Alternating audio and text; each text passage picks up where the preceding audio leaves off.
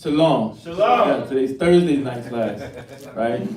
It's just, the days be so cramped, you think that it's a Friday, already Friday. So, yeah, that's what happens. So, but, yeah, so we are the Stream of Wisdom, right? And this is our Thursday night class. And we are live on the YouTube land. And then, so we have our different school locations. Just to give everybody the update on the current announcements we got going on, right? They got the Houston location, and that's in 231 FM 1092 Stafford, Texas. So you can, if you want to be, if you're local in the area, or if you're online and you want to drive down, you want to get class with the brothers and sisters. So that's why we throw out these addresses, just in case you're located in those areas, so that you can know and you can tune in with the brothers over there. And then their class times are Monday and Wednesday from 7 to 9 p.m. and Friday from 6 to 8 p.m. And they also have they do Tuesday nights classes. They go live Tuesdays. They go live Tuesday nights, so if you want to check them out as far as for the live classes on YouTube, you can do that as well. And then you got Virginia location for the school, which is 2610 Granby Street, right? And that's on Norfolk, Virginia, to be exact. And then their class times Tuesdays, Thursdays, and Fridays from 7 to 9 p.m. as well. And Fridays, they go live on YouTube, so you can check them out. And then on Tuesdays and Thursdays, they go live on Facebook. So you can check that out as well, too. Well, I guess Thursday, you want a live class, tune in with the YouTube, right? And then San Antonio, they go live Mondays, Wednesdays. They have class Mondays, Wednesdays, and Fridays from 7:30 p.m. to 10 p.m. And then from on Saturdays from 10 a.m. to 4 p.m.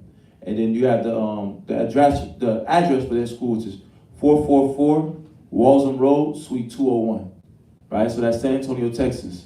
And then we also have the Blog Talk Radio, right? So you have the Blog Talk Radio. So these are different streams of just getting the knowledge out there. So you got blogtalkradio.com/Mashaba. That's Tuesdays and Thursdays. He does that, podcast basically, right?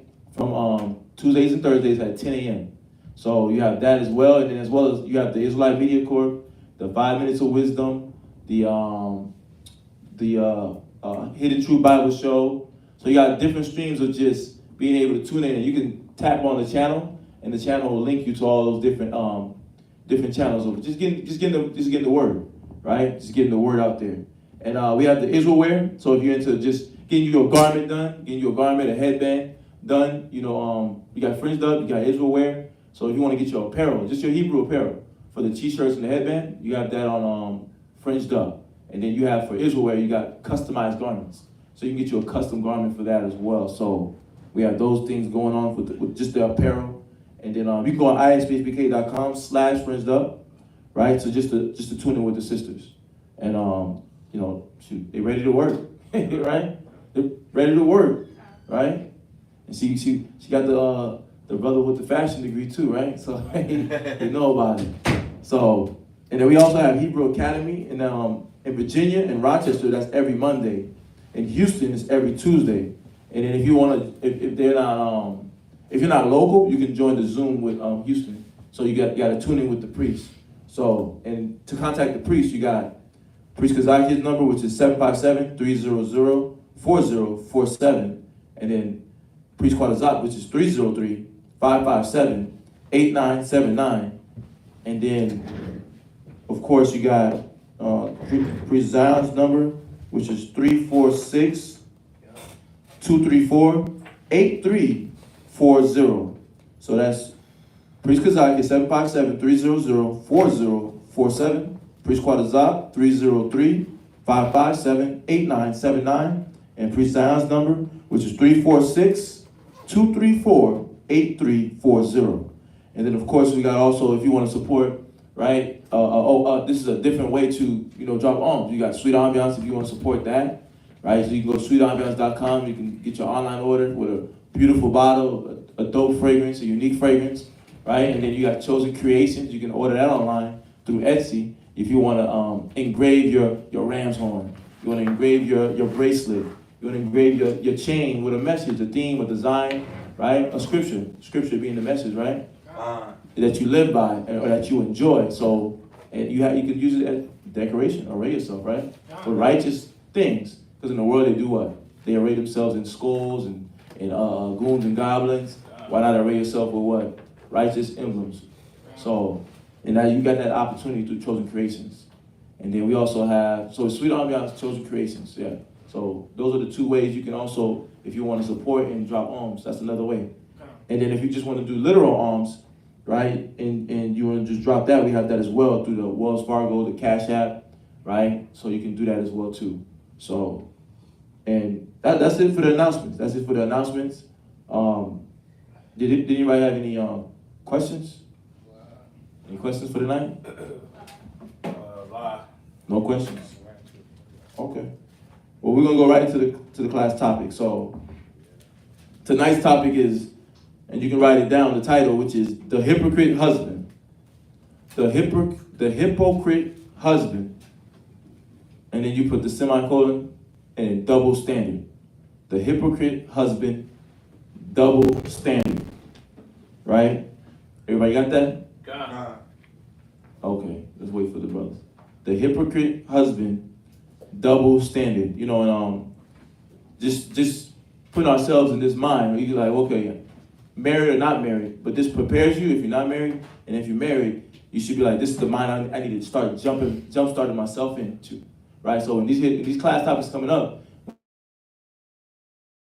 we're nation building. We're nation building. We're building a people. We're rebuilding ourselves, right? Each one teach one. Those statements, people don't really go into the details or think about the details of what we're really working on. It usually just goes from those statements to finances. Building back the black community through just finance. That's it. And there's nothing wrong with that, right? But they just leave it at that. They just leave it at that. You go on all these conscious community websites or YouTube channels, and all you're hearing about building the black dollar. Right. But they skip the most important things, which is the people. Caring about the people and caring about building the character, the mannerism, redeveloping the minds of the people so that we can be at peace. Yeah, that goes back into the portion of the law, which is what? The moral side of the law. Right? Nobody in America wants to be moral anymore. Like you said, it's all about economics, right? Let us, like the brother said, right? No names. But he said, let's go ahead and put, mind you, he's a spiritual individual. Let us put spirituality and religion off the table. And now let's bring what? Health and wealth and economics. And unfortunately, that has never worked for Israel. You know? So the class topic is phenomenal because what are we tapping into? We're tapping back into the morale, understanding what made a household strong, right? What makes our people strong? Strong men. No, that's right on point. Yeah, because you said it right. We always had health and wealth. That's like you got Dr. S.O.W was in the 90s. Oh, you got something? No, I ain't getting no notification, so it's live. It's live. Yeah. It's live. Okay. No, throw it. Yeah, but think about that. Health and wealth has always been in the community. There's always some herbalist in the neighborhood. They always got some sort of shop step up, but we always miss the structure, the order of the Most High. Like you said, the morality of the law. And we're going to go to the first verse, Ecclesiastes chapter 9 and verse 1. And the first point for the first verse, it says the hypocrisy is in the evil lesson. So that's the first point. The hypocrisy is in the evil lesson. And we're going to get that definition of hypocrite as well, right? So we're going to write it down. So Ecclesiastes chapter 9 and verse 1. Ecclesiasticus chapter 9 verse 1. Be not jealous over the wife of thy bosom. Right. Be not jealous over the wife of thy bosom. Now, you know, it's important to understand that as well, right? You're getting upset. You're getting out of the spirit. You're losing your composure, right? She's doing things. You just losing your mind. You know, we're not supposed to do that, and we don't want to be that example because then they're gonna feed off that example and they're gonna eat off of it and do what? But you did this, right? And that's really what the class topic is about tonight, about that double standard, right? So let's read on. And teach her not an evil lesson. But that's the point. That's the point of this point, right? Teach her what? Not an evil lesson. An evil lesson. That part right there is what we got to dial into. Because that's the important part of this class, the evil lesson. The evil lesson is the double standard. Everybody know what the double standard is, right? Y'all know what the double standard is. Go ahead. What you going to say, Kadaka? Double standard is basically doing something and recognizing that you do it, but the other person does it, it's a different reaction towards it, basically. Right. So the way you reacting to the person about the scenario, you getting upset, you getting flustered, you getting frustrated, you getting angry. But then when it comes to you, you give yourself what they call that, a free ticket out of jail. You give yourself a pass. So, and that leads us to that word hypocrite. So let's get the definition of hypocrite. I got one. Y'all can write it down. So it says hypocrite. A person who indulges in hypocrisy. A person who indulges in hypocrisy, and is going to expound. A person who expresses beliefs and opinions. A person who professes beliefs and opinions that he or she does not hold in order to conceal his or her real feelings or motives. You got that? Last part. Does it fulfill? You said, who professes beliefs and opinions that he or she does not hold in order to conceal his or her real feelings or motives. I got one. Oh. Right? It says one who feigns to be what he is not. Oh. So feign means what? Fake. Pretender. Nah. Fake. Oh, fake. Tender. Pretender. Oh, pretender. Oh, right. And you said tender. I said you taking away from the definition. One who fakes to be what he is not. One who has the form of godliness without the power.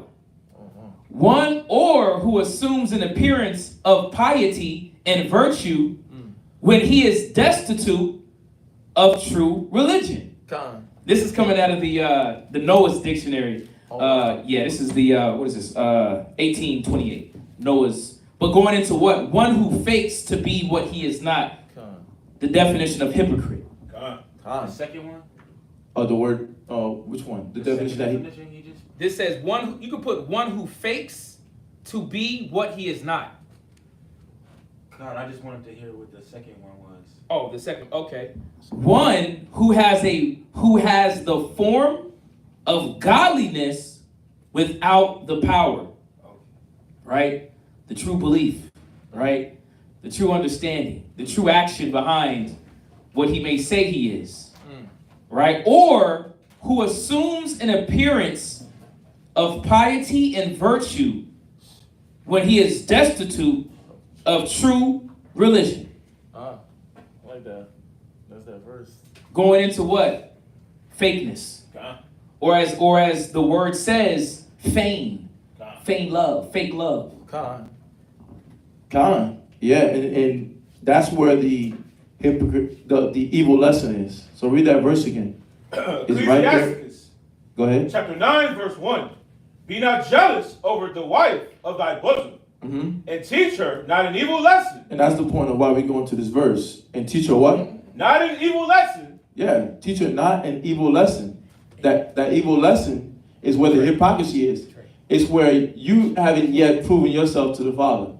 But then you put that pressure on somebody else, right? And then when you make that same mistake, then you lose it on that. You lose it on that person, but you don't lose it on yourself. Right? You give yourself a pass. I get a free ticket. I'm gonna get it right. Right? I'm good. Right? But then as soon as that person comes, 2 seconds later, after doing the same thing you just did, you said, don't come in the house with the shoes on and drop them with the mud. You gonna put mud on my carpet. Right? And then you come right back, right behind your rib and do the same exact thing. Right? And then you give yourself a free ticket. Oh, dang, I messed up. You're like, oh, dang. You probably don't say I messed up. You say, oh, dang. And you just keep it moving. It's my house. You said who? It's my house. Oh, that's it. You don't even identify it as a mistake. You just say, what? It's my house anyways. I pay the bills. Right? It's my TV anyways. I pay the bills. I do what I want. Right. How you gonna tell me not to leave the hot Cheetos on the dining table? I bought the dining table. Right? You gonna get mad at the person, but it makes you fake. It makes us fake when we do that. And what we figuring out. We figured out what really the Most High dislikes. Right? This is a hypocrite, and we're figuring out scripturally how the Most High identifies a hypocrite. Right? He identifies him as a fake person. Like the definition just told us, as a fame person. Con. Because he's trying to make somebody uphold something that he doesn't even do himself. Right? And I know this is a brother's class, but like we always say, right? A sister can take this in too, because it's the scriptures. And the scriptures ain't just for a man on one point, and it's not for a woman just on one point. We know that the wisdom is what? Manifold. So it can be for everybody. So even as you're listening to this, you should say, okay, where am I like this with my husband, and then I'm not upholding it on my end, right? I'm being hard on my husband. I'm looking at all his mistakes, but then I'm not what? Upholding myself with that same character, right? Or that same requiring for myself.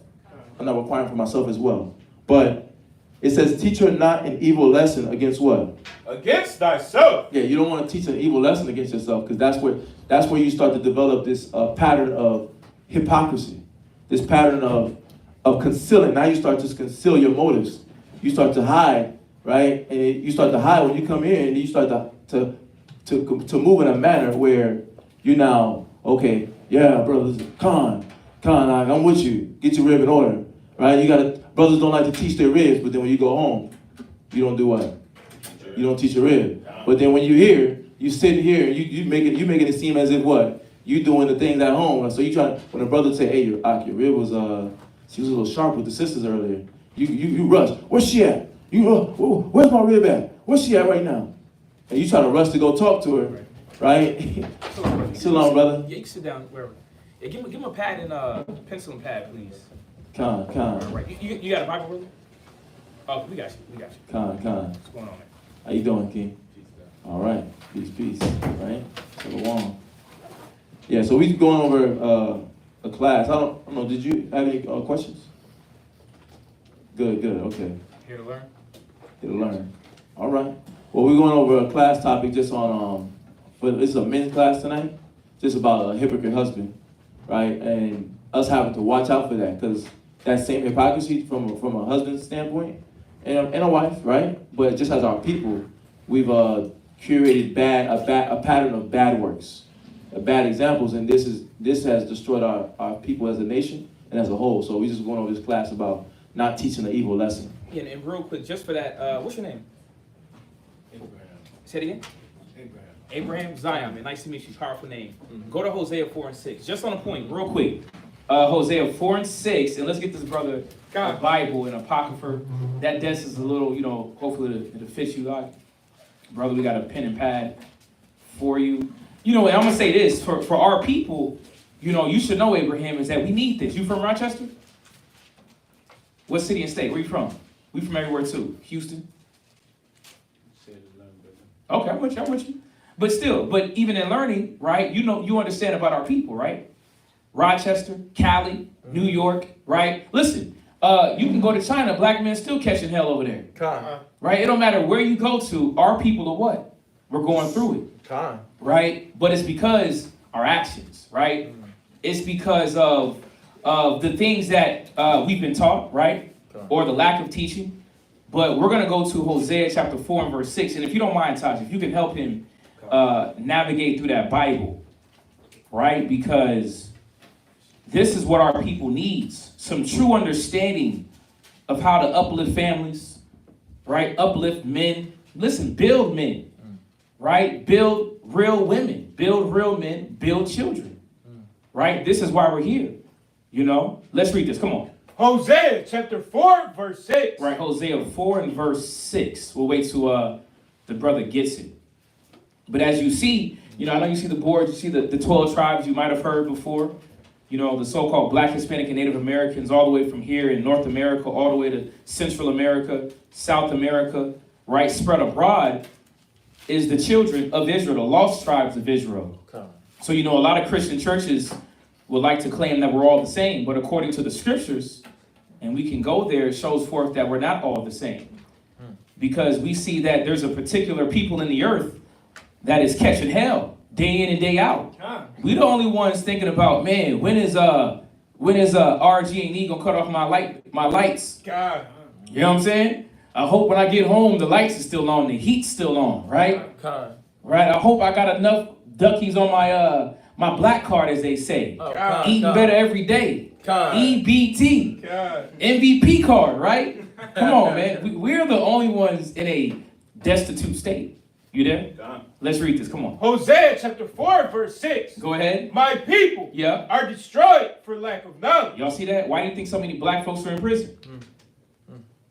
Huh? Why do you think there's so much black on black violence? Right? Think about it. Black folks really think it's cool to sell perkies and weed and crack and cocaine to your grandma's niece. Kinfolk, close. Right? But we talk about black power. How so? How so black power? When there's poison in your hand being delivered to another melanated man. Right? When there's a disturbance between brothers, what happened? First thing we ready to do, I gotta pull my little blicky out of my Hanes drawers. I'm ready to pull the trigger now. Now I'm ready to take another man's life that looked just like me because what? He said, your mama. Right. We about to wrestle over your mama, or you stepped on my shoes, right? You know, and I gotta, hit these points because when you look at the world, when you look at other ethnicities, like the so-called Chinese men, Japanese men, Arab men, you don't see that type of activity with them. You don't see that type of strife, and strife means violence and fighting with them. You only see that with the people that seems to be the strongest, but we're at our lowest. Like, we can do great things when we come together. And this is the reason why the scripture bears witness to where we're at today. Read it one more time. Where we at? Hosea chapter 4, verse 6. And the reason why I'm going here is because this class is necessary. Psalms 119, it says that the Most High hates every false way. That's bad behavior. And a lot of us have learned this by nature. Right? And now we make excuses in our relationship, right? Which goes into that hypocrite. He may not have understood how to be the standard. Right? But it says, read it one more time. My people are destroyed for lack of knowledge. Come on, man, destroyed. Look at our people as a whole. Who got shot over at the transit the other day? Was that a white man, Arab man, Chinese man? Black man. Look at that. Black on black crime, right? Think about it. Why? Why? That's what I want to know. Y'all see this? It's a hard pill to swallow, but this is the truth. Go ahead. Come on. Because thou hast rejected knowledge. Yeah, but that's one thing that we have lacked is knowledge, understanding of who we are, understanding how to deal with each other the proper way without using emotions. Right? This is the only reason why a lot of our households are empty. What does that mean? You don't have a mother and a father in a household. All you have is the mother. And then you have a father on the back end, maybe trying to be the father. He's trying his best. What happened? The mother is psychotic. She's crazy and deranged because she kicked him out the house, a good man at the house at that. And now she's trying to get another man that will never be like the father of her child. And now she's in a downward spiral, don't know what to do, not understanding. All you had to be was humble, listen, and learn from the good man you had. Come on, man. And then you have what? You got the relationships where you may have a single parent mom. And the father's what? Deadbeat. He ain't calling up about the kids. He's not worried about them. You know, a lot of times the only time you may hear from the father is when? Tax season. You know? What you gonna do with old girl? You claiming her this year? It's my turn. That's the only time a black man really cares about anything. When I can multiply a few dollars in my unconstructed pocket, what you gonna do with that money in your pocket? Except go buy you a blunt. You might go get you a big screen TV, get a PlayStation 5, right? And act like you 12 years old all over again. And then by the time the end of tax season ends, you're looking at your palm and like, oh, good God. The 5th year again, I got the money and I've done nothing with it. All my investments that I desired to do did not come to pass. Yes, because you ate it away. You drank it away. You smoked it away. You went down to Grease Ridge Mall and splurged it away. Right. This is an epidemic for our people, man. I don't care what a Negro says. We need help. We need our relationships, and it's a beautiful, our relationships need help. That's why these classes are needed, right? For us to really look at ourselves and recognize, dang, What is causing me not to be productive in my life? Why do I seem to be in the same position 20 years later? 5 years? I had it planned out. I wanted to do this, this, and this. 5 years later, same position. We have to ask ourselves why. We have to. If we was at least smart. Yeah, get out the loop. Yeah, something. Because that is the movie Looper, right? A day after tomorrow. Yeah, what day after tomorrow, man? It's like, what is going on? But listen to the scripture again. Read it from the top, and we're going to get back into this class. Go ahead. Hosea chapter 4, verse 6. Come on. My people are destroyed for lack of knowledge. For lack of knowledge. Read. Because thou hast rejected knowledge. You see that? And you know what? We wouldn't get warmer with this, but it's saying whenever we reject knowledge, we're destroyed. Whenever we don't want to listen, we are destroyed. And we're looking at a product of brothers and sisters, men, women, and children that have been operating on their own mind, operating by their own system, operating by their own way. And we see it doesn't work. As a whole, come on now. Let's be real. Run down Lyle. Run down Joe. I'm not even from Rochester. Run down Joseph. Run down Clinton. Run down Avenue D. C, B, D, E. West Side, Jefferson. I got to put out all the slum areas. Plymouth. I got to put out all the spots out. Sound the alarm. Huh? If you're in a rough condition, you 36 years old, still on the block like it's New Jack City. That's been played. The streets don't pay no more. The only thing you finna get paid is what? A couple weeks or a month or a few years paid in prison. And you're going to be making car plates and furniture and Victoria's Secret drawers. That's what you're going to get paid by. Slave labor. Slave labor. The streets don't pay. And it's sad because you know why? We've seen brothers and sisters be eaten up by the streets. We had our own brother. Unfortunately, that turned his back and what? The streets ate him up. Our people are destroyed because we rejected the influence. We rejected the knowledge of the Most High. And that's really why we're here today, is to come back to the knowledge and wisdom of the scriptures. Not as the pastor taught it. Grace to get you saved. Right? Like the brother said, that one pastor messed up the whole John 3:16 or whatever scripture he was trying to quote. He need to be ashamed of himself, man. And he kept going too. You know, the pastors have done a disservice at not telling our people why we're such in a painful state. But go ahead. Because thou hast rejected knowledge. Because we have rejected knowledge. Go ahead. I will also reject thee. The beautiful part that a lot of us are going to come to understand with these scriptures is that it's speaking about us, our family, our forefathers, and what we did to be here right now. You can't hide. You cannot run anymore. The clock is ticking down on a lot of brothers and sisters' life. A lot of your family members are being taken daily, weekly, monthly. Right? Yeah. And then a lot of times, I hope they're in heaven. You know, good God, doggone well, they're not in heaven. You know damn well they live their life like a demon on 304 time, demonic red pill time, talking about they're going to be in heaven. I'm here to hell no. I'm sorry, it don't work like that. If there's a heaven and a hell, there's not going to be now, just like Tupac said, there's a ghetto in heaven. Man, please. I don't want to see no sagging pants in heaven.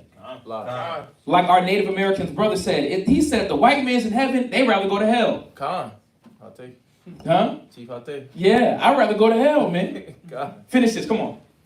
That thou shalt be no priest to me. Right, from there, go to Isaiah 33:6. Last scripture.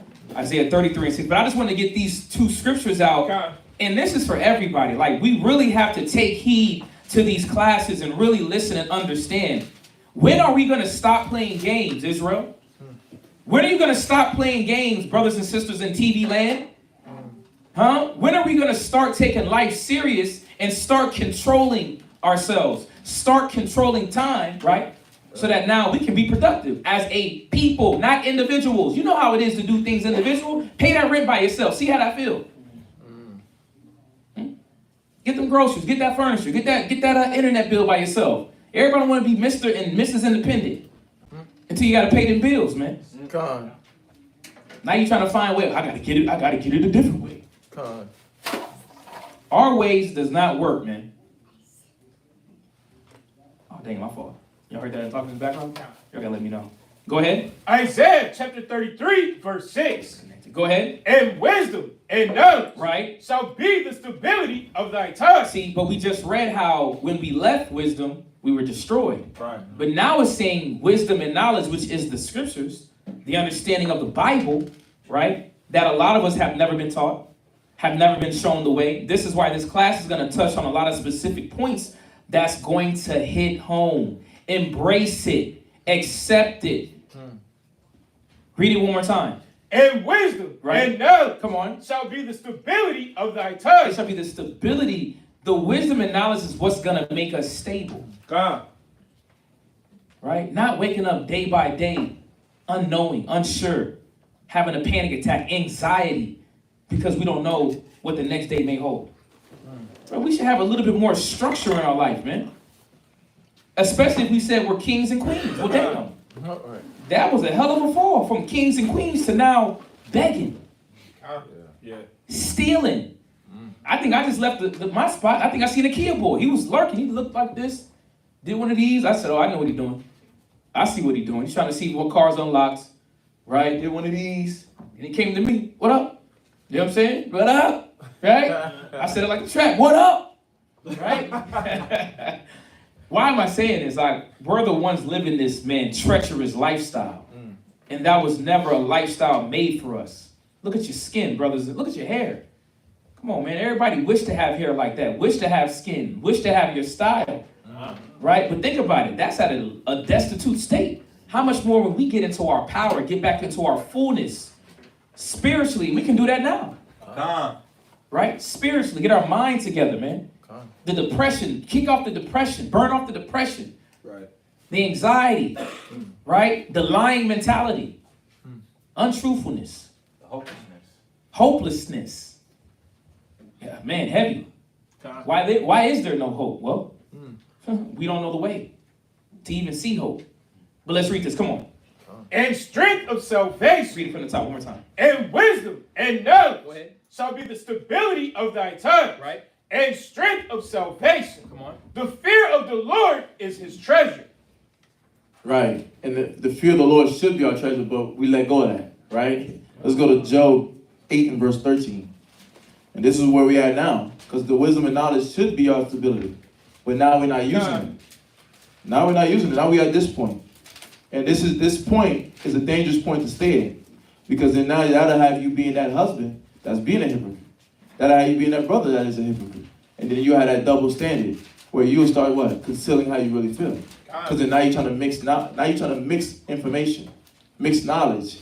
You're trying to use the knowledge of the world, meaning people that don't deal with the Bible, and then you try to mix it in with the word. It can't work like that. Right? It can't work. Go ahead. Job chapter 8 verse 13. So are the paths of all that forgot God. So are the what? So are the paths of all that forgot God. There's only one road for somebody that forgets the Father. There's only one road for a hypocrite. Right? There's only one road. There's only one destination for evil and good. There's no in between. There's no gray areas with God. And when we choose evil, right, rather than good. And I'm gonna read this definition of evil real quick too. It says having bad qualities of a moral kind. And then look what it says. Producing. It says producing sorrow, distress, injury, or calamity. That's the evil. But that hypocrite will produce evil. Because the hypocrisy, that's not a good trait, is it? No. Because you're not trying to uphold anything upright. Because you don't care about doing the things that pleases the Father. And then now you're trying to teach somebody else. You're trying to tell somebody else. Right? You're trying to tell somebody else to uphold it. Oh, you got to study. But then what? What do? You out there, you out there trying to run the street. You telling your rib, you gotta be meek, you gotta be humble. Nah, you playing Fortnite. Oh, Con. You playing Fortnite. Right, you playing Fortnite for 10 hours, 15 hours. Even though it's not wrong, but you at home on the Netflix, relaxing, the lazy boy, got your feet up, you know what I'm saying, hot wings, French fries. Right, that sounds like a memory right there. You said that like a memory, right? Yeah, but it can become wrong when it's excessive. Yeah. And you're not using your time wisely. Right. And then you say, and then you'll come back around and say, man, I don't have no study time. That study time when you was in that kitchen cooking them wings, listening to Lionel Richie and the Gap Band. Right? That was that time. Audio Bible. You should have been an audio Bible while you was cooking that. Right? Yeah. You could have been watching some information, learn some history about Andrew Jackson and what he was doing to your people, so that when you talk to a Native American brother or sister, you're able to have some historical information as you show them the scripture. That was that moment. You gotta use those moments of leisure, but showing what? That'll make you a hypocrite. And you'll start doing the double standard because you're doing that, right? You tell her study, and then she coming back around on you, but what you was doing, you're like, I be in my book. You ain't got the words because you already know she caught you, right? You ain't got the words. You just stuck it, and one word come out. One word come out. Because you know she right, but you don't want to accept it because what? The hypocrite in you is trying to do what? Like the definition says. It's trying to reject, and then that rejection comes off as what? He or she does not hold in order to do what? Conceal his or her real feelings or motives. Because why? You're showing your lack of motivation. Your lack of desire to please the Father. Because something else. Your mind. This is the definition that goes along with hypocrite. The word indulge. It says, satisfy or yield freely to a desire or interest. What's the desire? What's the interest that's pulling you? Something in the world. I want to party still. Right. I want to smoke weed still. I want to jump from chick to chick still. I still want to hibernate, right? You still want to sleep. Right. You want to do all the things that do what? Take you away from getting closer to your purpose, closer to your mission. Because the Most High said He calling men, right? He calling men and women out of the world that want to do what? Uphold His righteousness and teach others so. But it takes us to understanding that we've forgotten the right way, right? We've all forgotten the right way, and you can't be moving in that double standard spirit. It's about striving. It's about striving, and when you strive, you're bound to succeed. Yeah, that's what it's about. But you got to understand that double standard, that hypocrite spirit, can't work.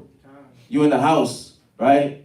You trying to tell your rib to do something, but you yourself, since she living in the house with you, ain't seen you do nothing. You ain't set no example, right? You ain't set no standard. You ain't show her how to do any of the things that you tell her how to do. Right. You screaming at her. Yeah, and not consistent with it. And not consistent with it. If you are, right? And then if you did, and think about that. You're not teaching her how you want her to move around, or you're not showing her how to. Hey, this is how I like my clothes folded. Let me show you how to fold this, right? You're not even doing those things. You're just saying, fold it, woman. Throw it in the dresser. You know dang well you was living by yourself, you weren't doing that. You weren't throwing that thing in the dresser. Double standard. All right. Yeah, that's a recipe for disaster. Recipe for disaster. It's confusion. Because then you're using your worldly mind, your worldly tactics that you used on women, and you're trying to bring that same worldly tactic and use it on women that you're trying to raise up in the truth. It's only going to breed confusion, and that's why the Most High says this. Read. So the past of all that forgot God, and the hypocrites' hope shall perish. And the hypocrites' hope shall perish. So you're going to hope for good, but gain disaster. You see that? You're going to hope for good, but gain disaster. And you know why that part's so important? Because it's about nation building. It's about rebuilding families. But if we don't realize that that plays a very big role in destroying our communities, the hypocrite, because it makes people upset. Well, what happens with the church now? The church got men and women running out. So now what they run into? They run into the Oshun. They run into the Orishas. They run into Hotep. They run into ISIS and Ra and Islam. They run into all these different things that don't have nothing to do with the Father. Because why? They feel the hypocrisy in the church from the leadership, right? In the Christian church, the Catholic church, and they get upset. And they apply that to God. That mind didn't just leave a person. Your rib next to you, she went to church. Right? Who all went to church when they was in the world, in Sisters' Wives? But did y'all go to church growing up? Oh, y'all didn't see. They didn't go to church. They ain't indoctrinated. That's a good thing, right? What were you gonna say, Taj? I know a lot of Muslims or people that's Islamic who, they still try to give credence to their book, and they don't say anything bad about our book, but they try to make it all as if it's inclusive. All, yeah, as if this what I'm doing is just as good as what y'all doing. No. And it's for our people, so it's all good. No, it's not. We want to give them a half truth or a whole truth. A half truth gonna have a cracks in the cup, right? And your drink gonna spill out. But a whole truth gonna do what? It's gonna be secure. It's gonna be sealed. It's gonna be airtight, and nothing's gonna do what? Come in and steal from it, or insert some sort of random knowledge. So yeah, it's on point. But what we want to work on is that what? We don't want to be this hypocrite to where we're doing what? We're just giving into every little thing, right? We chasing after every little dream in the world and every desire and every pleasure. And it be simplistic thing. It don't be chasing. It don't be big visions. It don't, like Diddy got diabolical plans going on right now. But Diddy got diabolical plans. Brother just be like, man, I'm just trying to go to the lounge. Brother, so you telling me something wrong with the hookah? Come on, it ain't even smoke. It's just vibe. It's just a vibe thing. There ain't nothing going on, right? That's what brother's trying to do, man. You telling me I can't sleep on a Saturday, man? I'm tired today. I just came from work Friday. God know my heart, right? That's what you're saying inside, but outwardly you what? You selling your rib. You got to go to class. Go to class today. But then you at home on the couch doing what? You like this on the couch, just chilling, playing your Xbox while she in class. Or you trying to teach her? You playing the video game? Why are you trying to tell her to go study? Right. No, it's important. Those are real things though. Yeah. But then they replay those things in their mind though. That's the point. It's to show us how to kill the evil lesson. The point is to show you what we do that's an evil lesson, but how to also kill it. Because that thing is destructive. It makes families go apart. Literally. That hypocrite spirit. I grew up in what? A single parent home. Right? My dad was what? A drunkie. But my mom, she ain't good either, right? She was argumentative. Right. Drunkie, argumentative, but then they tell each other that they're doing wrong. What is that? That's the ball of confusion. They ain't trying to hear that. They ain't trying to hear nothing. They ain't trying to hear nothing. So one person talks at you, one person drunk trying to talk at you. That's like slapping. That's like those little. You know that little toy where you slap it back and forth. God, that's two negatives don't make a positive. Right. So you got to think about that. A recipe for disaster. But that's drastic. Think about the little things you do. Right? Are you on time in class? Are you studying? Are you asking questions? Are you working on the things that you know that you got to work on? Right? You and your rib, y'all sat down, y'all asked the brothers for counsel. And then y'all talked about both of y'all faults, right? And then now, are you going back home and working on those, changing those faults and making them right? You gotta ask yourself. Those are the little things that we're working on right now in the body, right? Because everybody here, who counsels? Raise your hand. Who and you, huh? No, yeah. Oh yeah. Yes, I count. Right. All right. So everybody here got counsel on things that they got to work on, right? And things that they got to work on in their relationship, right? You as the individual, right? So think about that. But you got to grade yourself. I want you to grade yourself in your mind. How much work have I been putting into that? And have I been a hypocrite about it?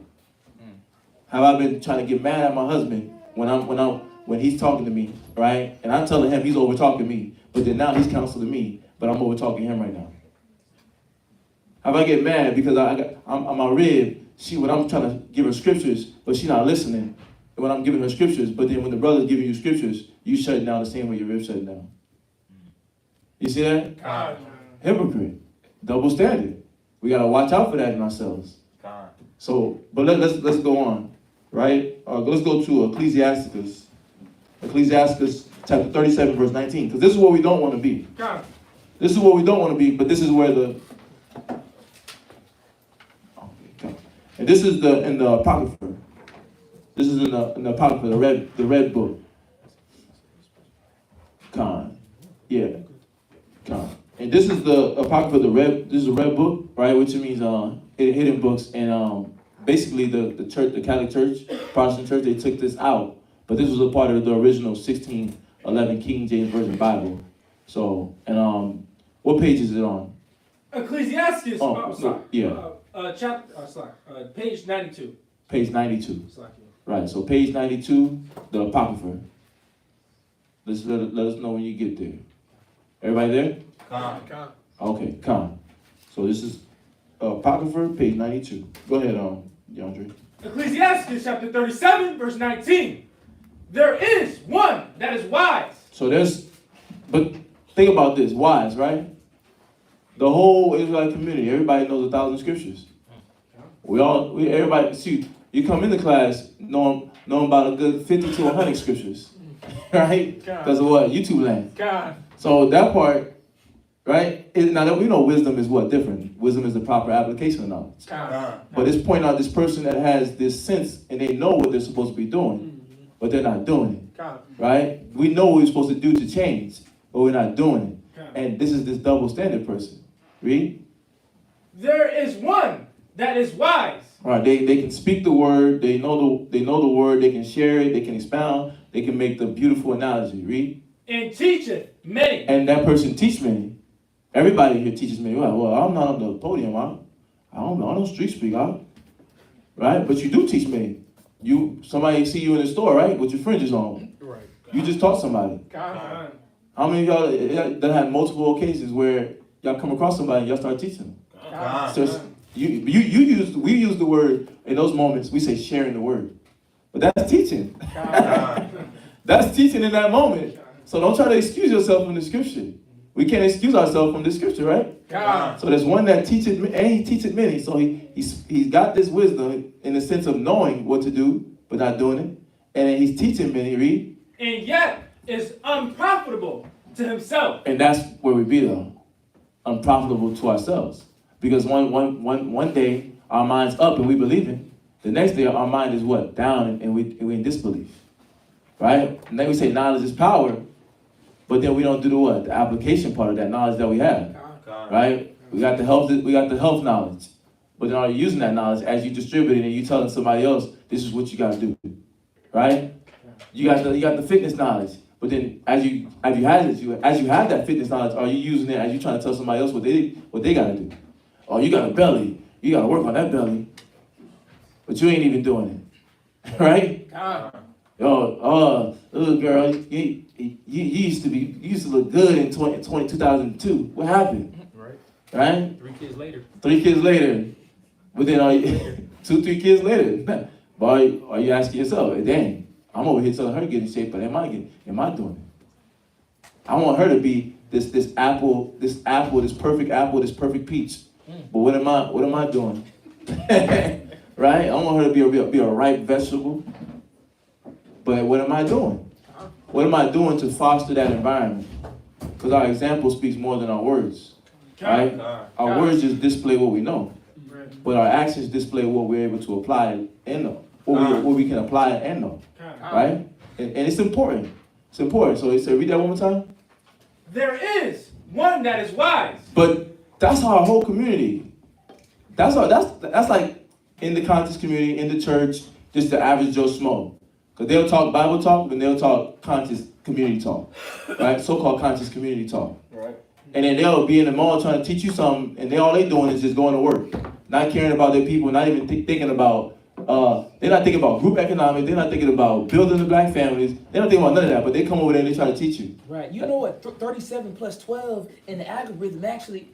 Right. Get out my face, man. You heard that on YouTube. Right. From the conscious man. Right. Who actually, at least he reading. He reading something, right? You heard that from him. Go ahead. You know that the atoms that you got in your gold chain is the atoms from space and the stars in the earth? Right. They in the esoteric world, they don't even know about what they're talking about. Right. But we want to be able to give them something profitable. You want to be able to give your rib something profitable so that she can pass on something to your kids, something profitable, which is what? How to be a mother, how to be me. Shoot, her being able to take correction, but her seeing you being able to take correction. Yeah. That's valuable. And then you not what? open it, you know what? Faltering. Not even just faltering, but you in the moment trying to get the counsel, but then you over talking the counsel to evade the counsel. Or you in the moment, you getting the counsel, and you trying to push your point to make sure your point come in the counsel. But then you go home and you say, you come back, you call the priest, I don't know what's on my wrist, he out the spirit. You ain't thinking about an hour ago, 2 hours ago, where you just cut the priest off? The day before? The day before, right? You don't remember when you turn your shoulder, she turned her shoulder that way while y'all at home? But then the other day, you just turned your shoulder off in your mind. You flicked your shoulder in your mind while she flicked it outwardly. She's an outward show of what you just did to the priest.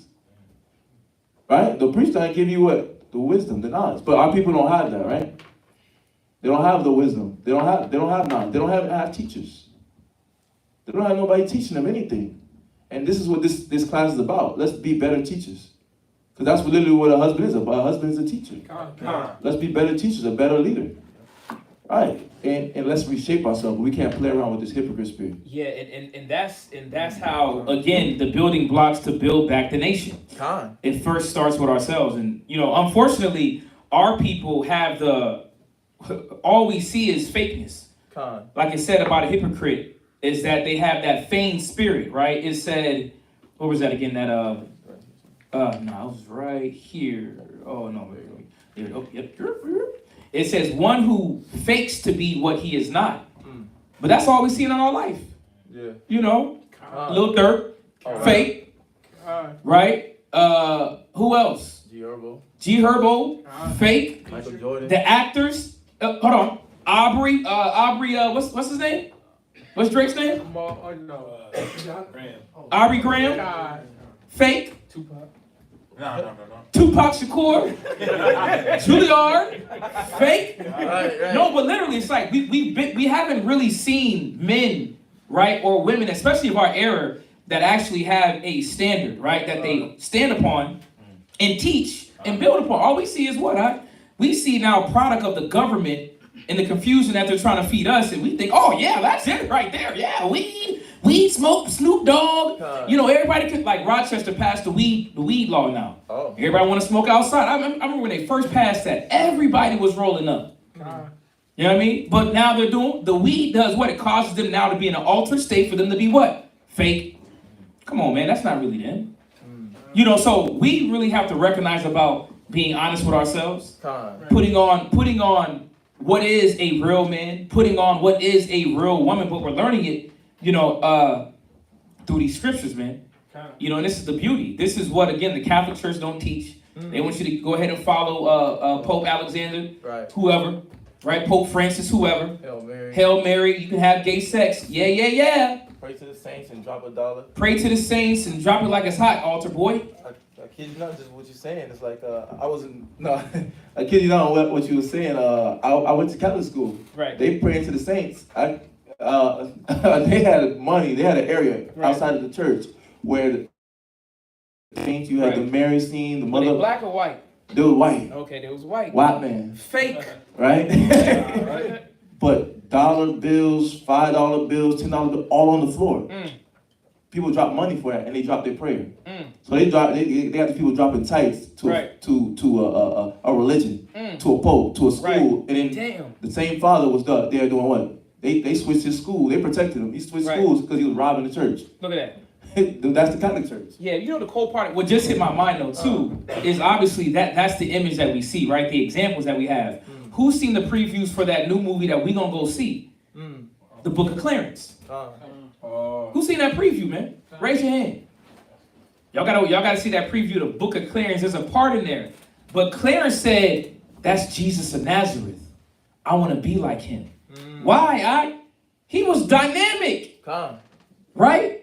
He was literally doing the miracles, right? But walking in a consistent standard to where now the onlookers were like, man, I want to be just like him. Like this man is really real. But again, who do we have to look up to like that? It wasn't Obama. It wasn't Diddy. It wasn't Kevin Gates. Right? Kevin Gates, he was like one of the first. You thought, you get it up the mud. And then his pants started slipping lower and lower and lower. Right? Who else we got? It wasn't Wu-Tang. Wu-Tang wasn't it. Who was Master P? Master P, right? Supposed to be, you know, Diddy, not Diddy, Birdman. We got nobody. Tyrese tried for a second. Right. Tyrese, he said one spiritual interview and then fell off completely. God. Cat Williams trying now, right? But he's not even standing on anything really. Smoking a cigarette during the interview. Right, it's just exposure. God. You know, but again, I like what you're saying because we're learning, right? We're relearning how to be the standard. God. You know what I'm saying? And really embracing what it is to be real. Yeah. A lot of brothers and sisters ain't real, man.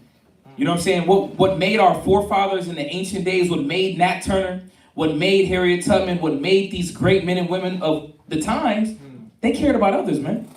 They made sure that themselves were together to be able not to be a benefit to the family, a benefit to the nation. Wow. But we're selfish as hell. So that's why we what? We fake. We act like we want to be that, but internally, nah, man, I'm lazy. I'd rather go eat me some snacks, popcorn, right? Gummy bears, and fall asleep and poop. It's baby activity. We have to do what? Come back to who we really are. That's right on point. Oh yeah, In John chapter 8 and verse 6. That goes right with what you're saying, where the Pharisees try to come up to Yahweh Shai. Come on. Yeah. But what you said was right on point. That's what they say. What you used to say? Bottom barrel behavior. Yeah, bottom Triple B.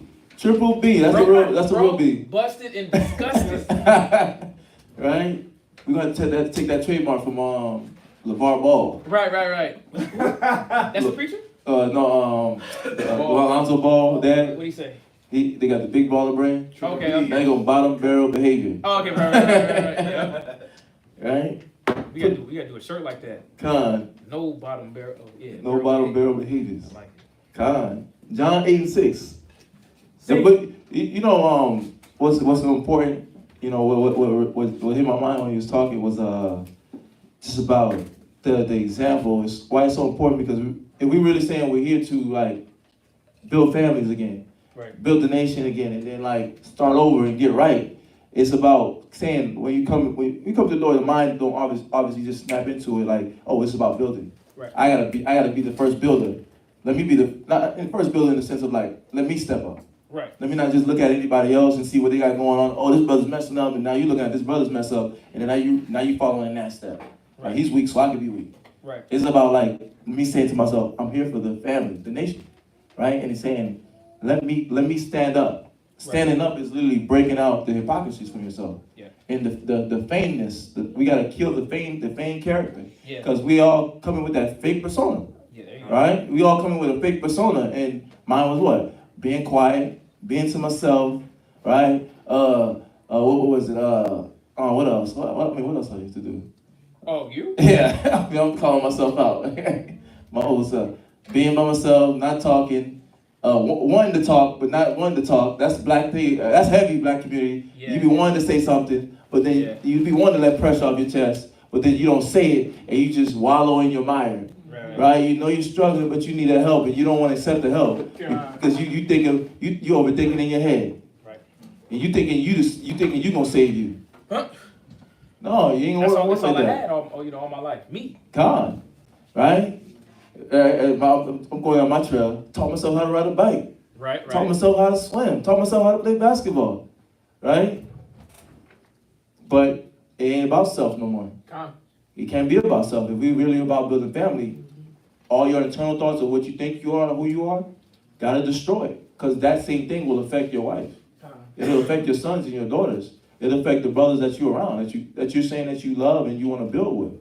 And that you say, I love brotherhood, man, I love feast days. I love when we get together for the summits. I love when we gather around. I love just being around. I just love, bro. When you just say that, you got to think about it. There's things that fall in line with it. There's a system that's set up to redirect your spirit so that you can be a prosperous member in society. This is a decompression zone, right? And we was talking about that earlier with the brother. This is a decompression zone so that you can eradicate the fakeness. Yep. Right. It's literally a time. Go ahead, DeAndre. Kind of to add on what you're saying, because like we're all basically, rehearsing to be like the Most High, to be like Yahweh Shai, God. So, yeah, just add on what you're saying. No, right on point. But let's read the verse. I don't know, we gotta get these verses. We Con. gotta get these brothers the knowledge. Yeah.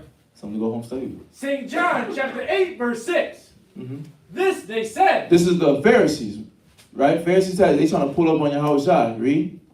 This they said, tempting him, They wanted to see what he was gonna say about what they had to say. Read. that they might have to accuse him. They trying to stumble him on his words. Read. But Yahushua stooped down. And what they was trying to stumble him on was dealing with the woman, right? They caught the woman in an act of adultery. Yeah. She was cheating on her husband, right? And then now they trying to see how he gonna deal with it. Is he gonna deal with it according to the book or not? But there's a point in there that we want to get with this dealing with hypocrisy. Read. And with his finger wrote on the ground, as thou he heard them not. Why? You're like, y'all is filthy. How'd y'all even figure that out? You was going deep and dark, worrying about somebody else being a busybody.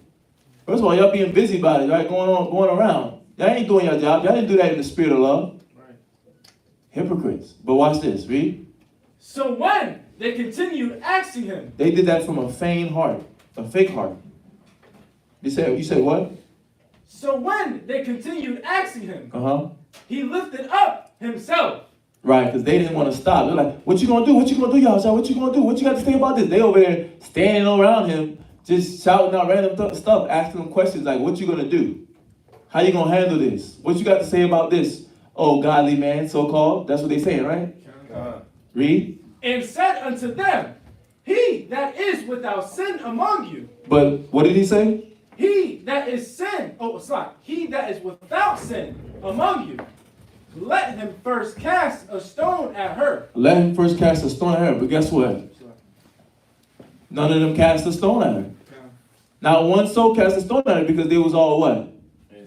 In that feigned heart, with their fake persona, doing a what? An outward show that was what? Destructive to the people that they were teaching. Right? Because these are the people that taught Paul. And then what they make Paul? A man that actually cared about the Most High, but they had him doing destructive acts. And we just know of Paul. Let alone, let alone about the other people and the things that they were doing. Right? And the things that they were teaching these men to do. How destructive was that to those brothers and sisters? To those families? How many families did they destroy? Yeah, and we can get a quick understanding by Eli's sons, Khan. by Aaron's sons. Khan. So we know what's in man. Khan. Foolishness, right? Youthful lust. Khan. Like the priest and who was that? That was Samuel's sons, right? Said that they were robbing and stealing, right? They're doing extortion. Same thing that the politicians do, right? But now we want to wear what? A cloak, fringes, but we're still up to what? Street antics. Street life. Street antics, right? Profess the Bible, right? I'm Bible thumping by day. Pimp at night. Pimp at night. Right? Pimping doping at night, right? I'm doing things that I ought not to. But I'm trying to build a family. That's recipe for disaster. I like how you said that. It's a recipe literally for disaster where it can only end in one way. But how was I showing them that way? Y'all ain't even living up to it. Y'all couldn't even cast a stone. Y'all couldn't even, nobody lifted a hand to cast a stone because why? They all sinning. Oh, yeah. They all sin. I remind me of the story when Yahushua and the disciples was in the cornfield and they started eating the corn. And then the Pharisees, they came on and said, how you on the Sabbath day eating corn? But you out here on the Sabbath day pointing us out. You supposed to be at the Sabbath. Right. What y'all doing? Y'all, it's cool for y'all to skip class? Y'all don't need to hear the word no more? Y'all some onlookers. Right. Like again, going back to another example, Susanna. Susanna and the priest, doc. Oh, look, lurking. We just went over that too Tuesday a little bit, right? Oh no, that was Monday. That was Hebrew Academy. My fault. No, yeah. That was started to get but still, Susanna supposed to be righteous men doing what? After they they clock off, right? They done with the ceremonies. They done with the sanctuary. Well, now I got to do what? Do what I do best, man. Do what I like. You know what I mean? They did what was in their heart. Yep. Right. Wow. Yeah, that's dope. I mean, that's not dope, but just the scriptural understanding of that, right? It's like They literally just did what was in them. Like in that moment, they literally did what was in them. They want to trip you up. So that, yeah, entrap him. But what are you doing with your rib? Are you saying those words out of love? Are you saying those words out of sincerity? Are you saying that those words out of I want to be built up? Or are you just saying them because you know you're supposed to? And then now you're affecting her, right? Through your method, which is not the correct method. Right. And then you just saying it because I want to feel righteous. Because I know the other day I was at the club, right? And I was trying to bag this other chick who I was just trying to whoremonger with. What is it? What is it? Why am I saying what I say? We know why we say what we say. Right? I'm teaching her, dang, I shouldn't have smoked that. Damn, I shouldn't have went back to the trap house and hang out with them guys. Damn, they got me smoking. Now I'm smelling like weed. I'm over here high. Let me go take a bath. I ain't gonna put them on. I'm taking a bath, babe. Right? Taking a bath, and then what happened? Oh, you ain't iron my clothes? Now you want to feel right. Because the guilt on the inside is what? Burning. You ain't taking a bath? You ain't taking my son a bath? That's my son. What you doing with my son? God, you can't just get your Bible. Right? You finding things. Like the Pharisees were doing with what? Yahushua. You just finding things for no reason. Right? Just to do what? Just to feel right. So the hypocrite just want to feel right. He just want to feel good. Right? He fed himself to his true pleasure. Right? So, but then he got to go back home because he know that his true pleasure is worldly and it's carnal. And it's not supposed to be something that he likes because it's opposite to the Father. And we got to see that. Our community, our people, brothers and sisters, we like a lot of things that go contrary to what can keep your spirit sane, keep it pure and clean, and keep your mind right. We do all these things that's destructive. We never did nothing for the community. You ever seen we bring somebody's deadbeat dad back home? The things we supposed to be engaged in supposed to be profitable, right? Did it bring a deadbeat dad home? Did it bring did it bring somebody off crack? You go from one drug to another. Make no sense. Yeah. It didn't do any of that. So why are we messing around with it? Right? Sleep. They say little sleep, little slumber, little fold in the hand. Poverty, right? Dad came home from work. He thought his job was done. Because he paid the bill. He made sure you had the fresh Jordans or a pair of sneakers for school. He thought his job was done. And it was. His wife over there upset because he like, you don't talk to me. She ain't got nowhere to decompress. She over here at home dealing with the kids. But you on what? You on what's his name? What's the white guy that used to be on TBS? Oh, you talking about the pastor? No, Bill Bundy. Ed Bundy. Ed Bundy. You on Ed Bundy time. You go straight in the fridge and you crack your beer. And if you ain't cracking beer, you crack your Xbox 360. Go ahead, Taj. I see the similarities on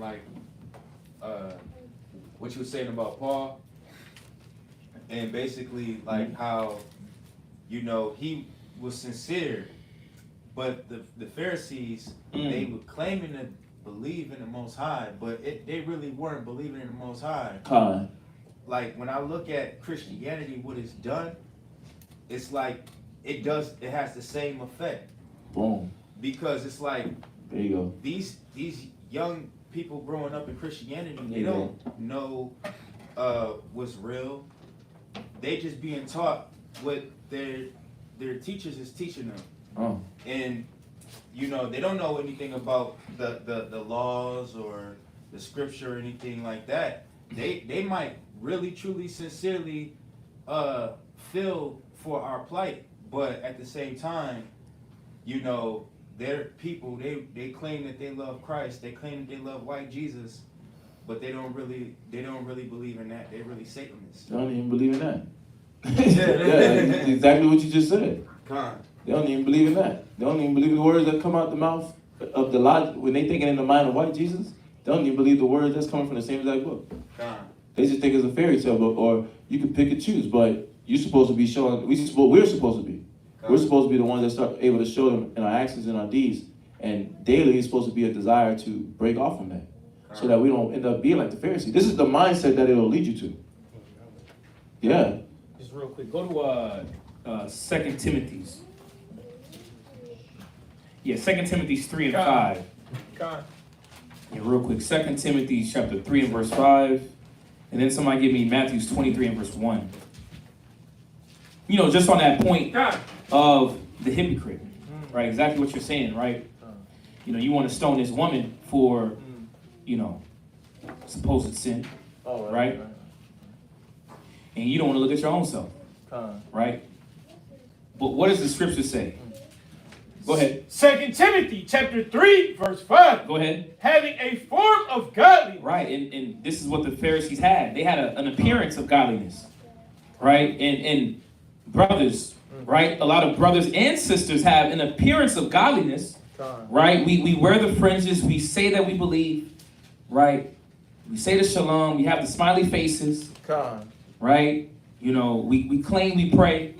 We claim we fight. We claim we're sincere, right? Go ahead. But deny the power thereof. But what? But deny the power thereof. Right, but in having an appearance, right? Okay, but we deny now the actions of what's required. And this is exactly what the Pharisees was doing. But this is why the Most High, and this is why Yahweh Shai was calling out the hypocrites and saying, don't be like them. Right? But why do you think most relationships end up breaking down? Well, it's because the individual is portraying to be something he's not. It's always like that, right? Man, he talked all that smooth game when at first. He said we was going to have this, we was going to have that. You know, we was going to have a good time. And then, when now it's time to show and tell, it's nowhere to be found. Right? The motivation, the study time, the counsel, all the things you said you was going to do, it ain't there. All right, this is what the Pharisees was doing. This is what we can't do. But the cool part about it is that Yahweh Shai was showing the example of what not to be, but this is why the scripture says, read it again, come on. Having a form of godliness. Go ahead. But denying the power thereof. Denying the power, what they know they should be doing, upholding the law, upholding the statute. Listen, actually fulfilling what you say you want to be. Right? Go ahead. From such. From what? From such. From those that have the appearance, but don't actually apply. Read. Turn away. He says, move away from them. Don't look at them as the example. And this is why a lot of us get checked in the open. It's like, you're not who you say you are. Right? Some situation the Most High now develops to bring out who you are. Right? You out there street speaking, and all of a sudden somebody pull up on a black nigga. You just sold me some dope. Right. This is what we always tell brothers. And why it's it's needed for brothers to understand about striving lawfully, right? About being a good example, because what happens when we're not that good example? Well, now we're a bad example to where somebody's now, bro, I'm not trying to get into the truth, bro. You don't even believe what you say. You wear the fringes, but I seen you at such and such and such. Right? I seen you over there riding with that person such and such and such. So now we've done what? We blaspheme now the ministry. Right, we've now caused now accusation for the ministry to be blamed. Read it one more time. Having a form of godliness. Having a form of godliness. Sisters, we got to do better. Yes, we can look the part, right? But let's really embrace what's required. Go ahead. But denying the power thereof. Right, Matthew 23 and verse 1. What did Yahweh Shai say about individuals that had the appearance but actually didn't believe? Wasn't implementing the knowledge, standing upon the rules and regulations. Yes.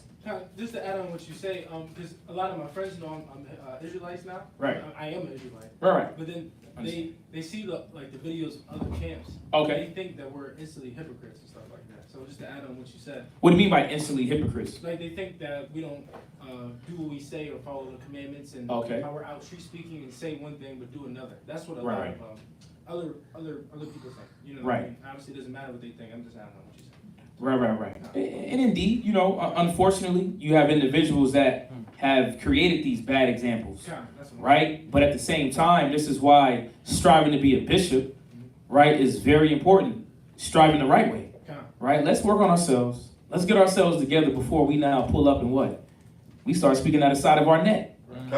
The scripture says that every idle word shall come into judgment. Right? So we shouldn't be teaching things that what? You had it in there that we actually don't do. Come on now. It ain't just about getting the word out, but are you really embracing and believing, right? And are we true examples so people can actually see that, man, you know what? What he's saying is on point. I've seen him do it. I can see that example. It actually works. But let's read this. Come on. Say Matthew chapter 23, verse 1. Matthew's 23 and verse 1. Read. Then spake Yahushua to the multitude and to his disciples. Come on. Saying, the scribes and the Pharisees sit in Moses' seat. Right, they sit at the high seats. Yahushua say these individuals in the top places, right? They're known to, be the leaders, right? Big ballers, shot callers. When it comes to now the ministry, go ahead. All, therefore, whatsoever they bid, you observe. Right, whatever they say to do, observe it, do it. Go ahead. That observe and do. Go ahead. But do not ye after their work. But do what? But do not ye after their work. That's what we don't want to be. Right? Literally, Yahushua is calling them hypocrites. Do as they say, right? They're speaking out of the law. They're speaking out of the wisdom, the Torah. But not as they do, because they're gremlins. Don't follow that. Y'all see this? But this is what we're striving not to be. But this is what has corrupted our people for so long. Right? A lot of us come into the truth still acting like Christians. We can hold the Sabbath. Right? Oh, I don't eat no pork. I'm an Israelite. I don't eat no pork. Yeah, but you quick to leave brothers, leave sisters, leave the body, right? Not assemble yourselves, right? You say you're Israelite, but you at the house. We don't hear from you, right? There's no trying to get around the body. Come on, man. Joel Osteen does that. T.D. Jakes does that. And we talk about them, right? But in reality, a lot of Israel hasn't still put off that old man. Right? Read it one more time. Read verse 3. Come on. Oh, therefore, whatsoever they bid you observe. Come on. That observe and do. Read. But do not ye after their works. Come on. For they say and do not. For they what? For they say and do not. And it's exactly what we're hearing about being this hypocrite. Especially, again, men. Men that are striving to be an example. Not only that, you're striving to want to gain the love of your family, gain the love of your wife. You have to be what? Consistent and real. Real love, right? Yeah. I'm searching for that real love. Something to set my... that's everybody. Ain't everybody searching for real love? Brothers, I need a real woman that's really here for me, that's dedicated, you know what I'm saying, that won't leave me. But it's the same thing for the woman. I want a man that's here and dedicated and shows me that he cares. The Most High is calling us all to be real on both sides of the relationship. Hypocritical mentalities is destructive because we see what it has done to our people from the ancient times even to present day. Now you got T.D. Jakes. Have you ever been swallowed? Right. Have you ever been swallowed? Like, what is going on? Nothing wrong with dancing, but you dancing at the wrong brother's party. Right? Yeah. You should have been at Feast of Dedications turning up. But you over there, Diddy talk about happy birthday to you. Like, what is going on? Leader? That's why they say a lot of people in this congregation didn't come back. But I get it though. But obviously he didn't get it.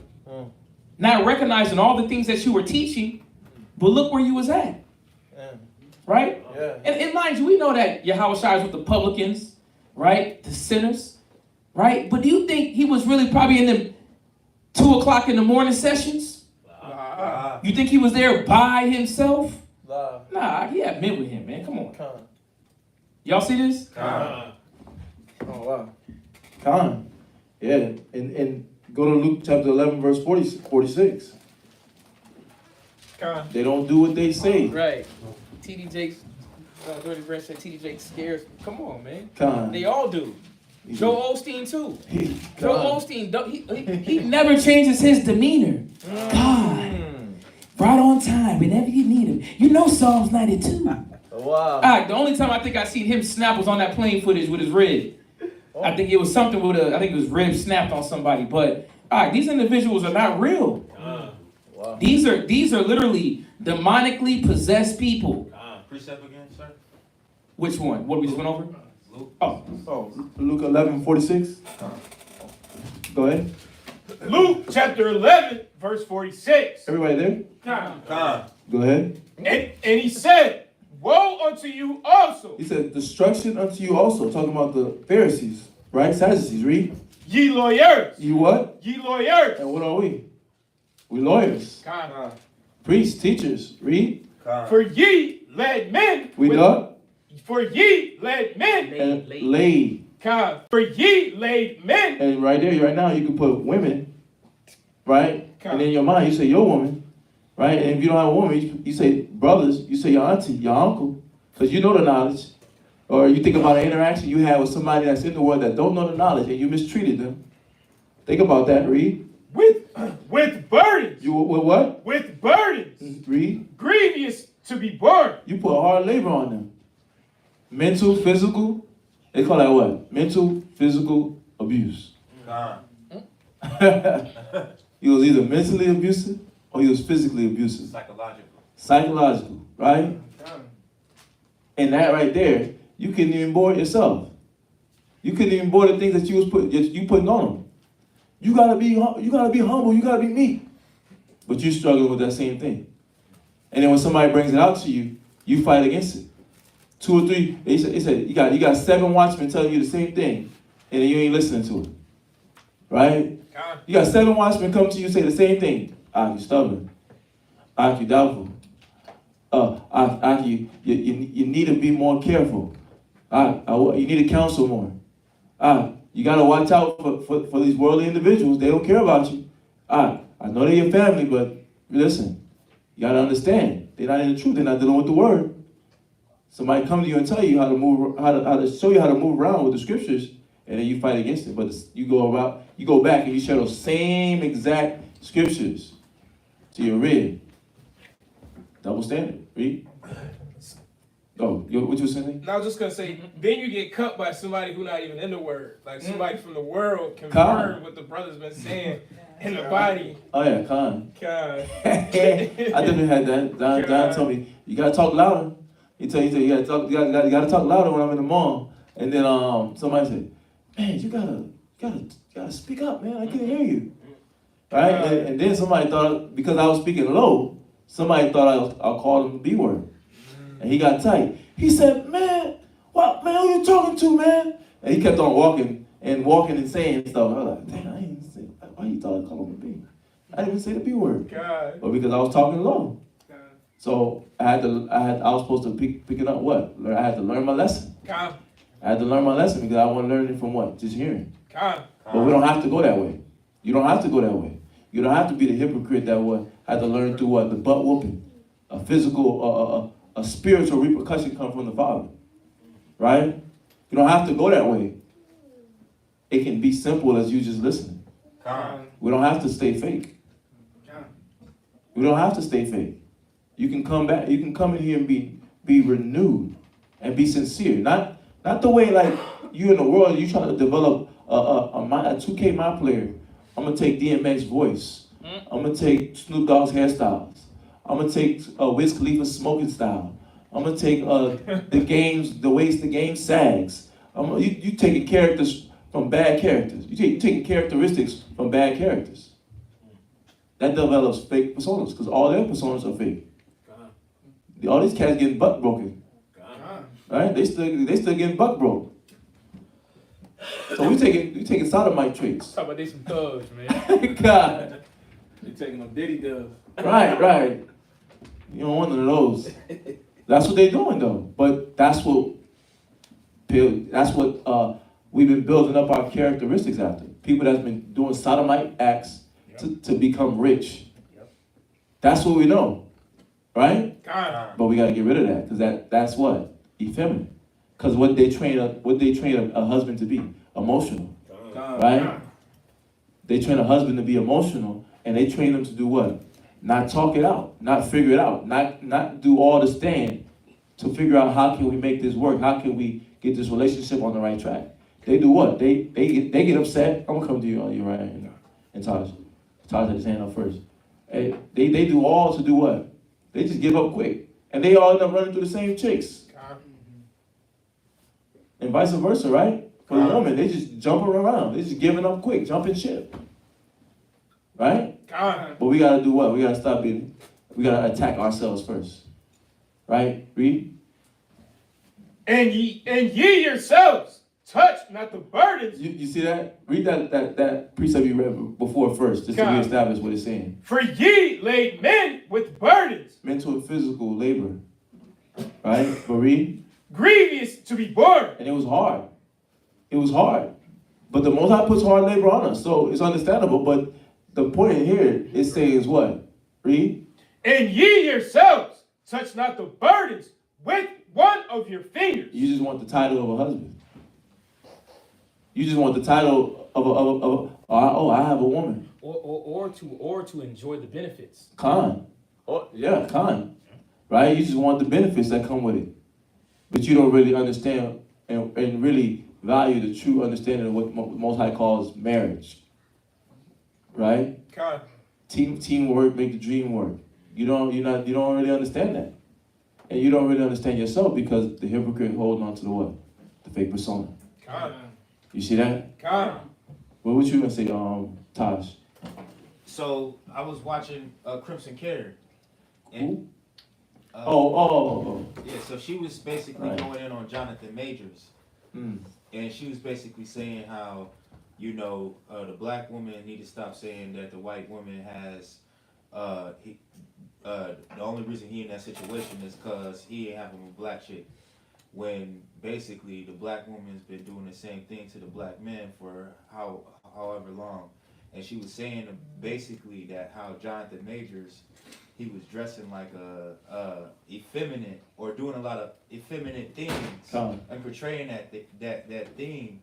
And basically at home it was a whole totally different story. He's with Megan Good. He's with the so-called the white girl. I don't know her name. But basically it's like that. I was just speaking to that point of you saying how we follow these men in the industry, and basically, that effeminate trait is what we end up getting, but we're not realizing that we being miseducated. Right. We're not realizing that that's what we're taking on when we want to be in these powerful positions. That was my. No, that's right on point. Yeah, it's a dangerous play. We have to think about what are we really taking up as far as a responsibility when you want a rib, or just like you said, straight up responsibility. Literally, like you want to be in the body, you want to be a teacher, you want to street speak, you want to be on the podium, and you want to teach, and you want to be able to help. But you got to reconfigure and see, okay, I want to help, but I want to help the right way, right? I want to build a family, but I want to build a family the right way. But what's in me right now that where I'm still holding on to the world, right? I'm still holding on to my logic, and I'm still fighting demons. That's what holding me down from being the real me. You're discovering the real you in the spirit of the Most High, because we find ourselves in Christ, right? What we always say, you come in, you don't know your gift, but the Most High, as you come around and you fight and you purge off the old man, you purge off the flesh, you discover your gift. You discover what you're really good at. And the Spirit will reveal it to you, but it takes you doing what? Humbling yourself and attacking those hypocrisies. That's the important part. The things that you like to indulge in, and that's what the Most High is trying to show us. You just want to say something? Oh, okay. You good? Okay. Yeah. So was that on the verse? Go to first. Go to Romans 2:21. You need a better pen, brother? You need a better pen? You got some scissors. I don't know if you need a pen. Pen over. What's going on? Get your Come. Go ahead. Go ahead. Get your verse. So, Romans chapter 2, verse 21. Thou therefore, which teachest another teacheth. And these are the things that we got to start paying attention to. The Most High is asking us rhetorical questions. Read. And making statements with them. Read. Teachest thou not thyself? Thou therefore which teachest another, teachest thou not thyself? Don't you start with yourself? Ain't you supposed to start with yourself? Aren't we supposed to start with ourselves? So what does a hypocrite do? He's saying the right things. Read. Thou that preachest a man should not steal. He's saying the right thing, isn't he? Con. But what spirit is he saying it from? Read. Dost thou steal? Most High asks you, are you still stealing? You still robbing from the truth? Still robbing from the spirit of the Most High? Just sitting around, not pushing yourself, not fighting against the spirit, the flesh, right? Not fighting against the carnal mind, the anger, the pride, the envy, the malice, but then you tell your rib that? Or you tell a brother that? Or you tell your family member that? We gotta start what? Holding ourselves accountable. Because the Most High, ain't nobody rich in here. So we ain't gotta talk about spending money. I'm rich in the Lord. I'm rich in the Lord, right. I know thy poverty, but thou art rich. Right, that's what we rich. We rich in the spirit. Right. So understanding that, right? That we are you touching the drape? Like the sister touched the outside drape, the spirit, and then just robbing from it? Yeah. But she ain't taking. She used it for good. She had full faith that it was gonna work. Right. Right. Are you misusing the spirit? Are you misusing this decompression zone? Right? This rehabilitation center that the Most High set up here. And just sitting here and just using up all the supplies. Right? Using up all the supplies, taking all the towels. Right. I gotta take this home. I'm gonna wash it, take it home. I gotta use the bathroom. You come first day you come to class, you got your book bag on, you go, I gotta go to the bathroom, all right, I'll be right back. Ooh, these some good toilet papers too. Last time I used them, they were soft. These Charmin, oh, double soft? Oh, I gotta have these. You just take it from the spirit. Right? I'm using that analogy of the bathroom, but it's really just taken from the spirit. I just need to supercharge for a quick second. Right? But we gotta do what? We gotta start holding ourselves accountable. We gotta say, I'm in here to do what? Do I just want to sit in the seat and do I want to sit on the sidelines forever? Right? Because I'm playing with what? My doubt? Because I'm playing with my anger? Because I'm playing with my lust? Because I'm playing with a weed demon? Because I'm playing with what I want to be able to sort of run wild like the rest of the world and party and drink and be wild and go to Cancun and do whatever at any time? Or do I really want to sacrifice and help my family? Right? Do I really want to sacrifice and help the brothers and sisters around me? Read. Cancun, boy. Thou that sayest a man should not commit adultery. Dost thou commit adultery? Well, yeah. What you musing on? What you musing on? Right? What got your mind twerking? Right? What got your mind tweaking? You jumping? Oh no, that's somebody. Yeah. No. I can't be out there with those guys. Those guys selling drugs. I can't be out on the block. Right? Because we got the literal adultery, then you got the spiritual adultery. Where you cheating on the Most High.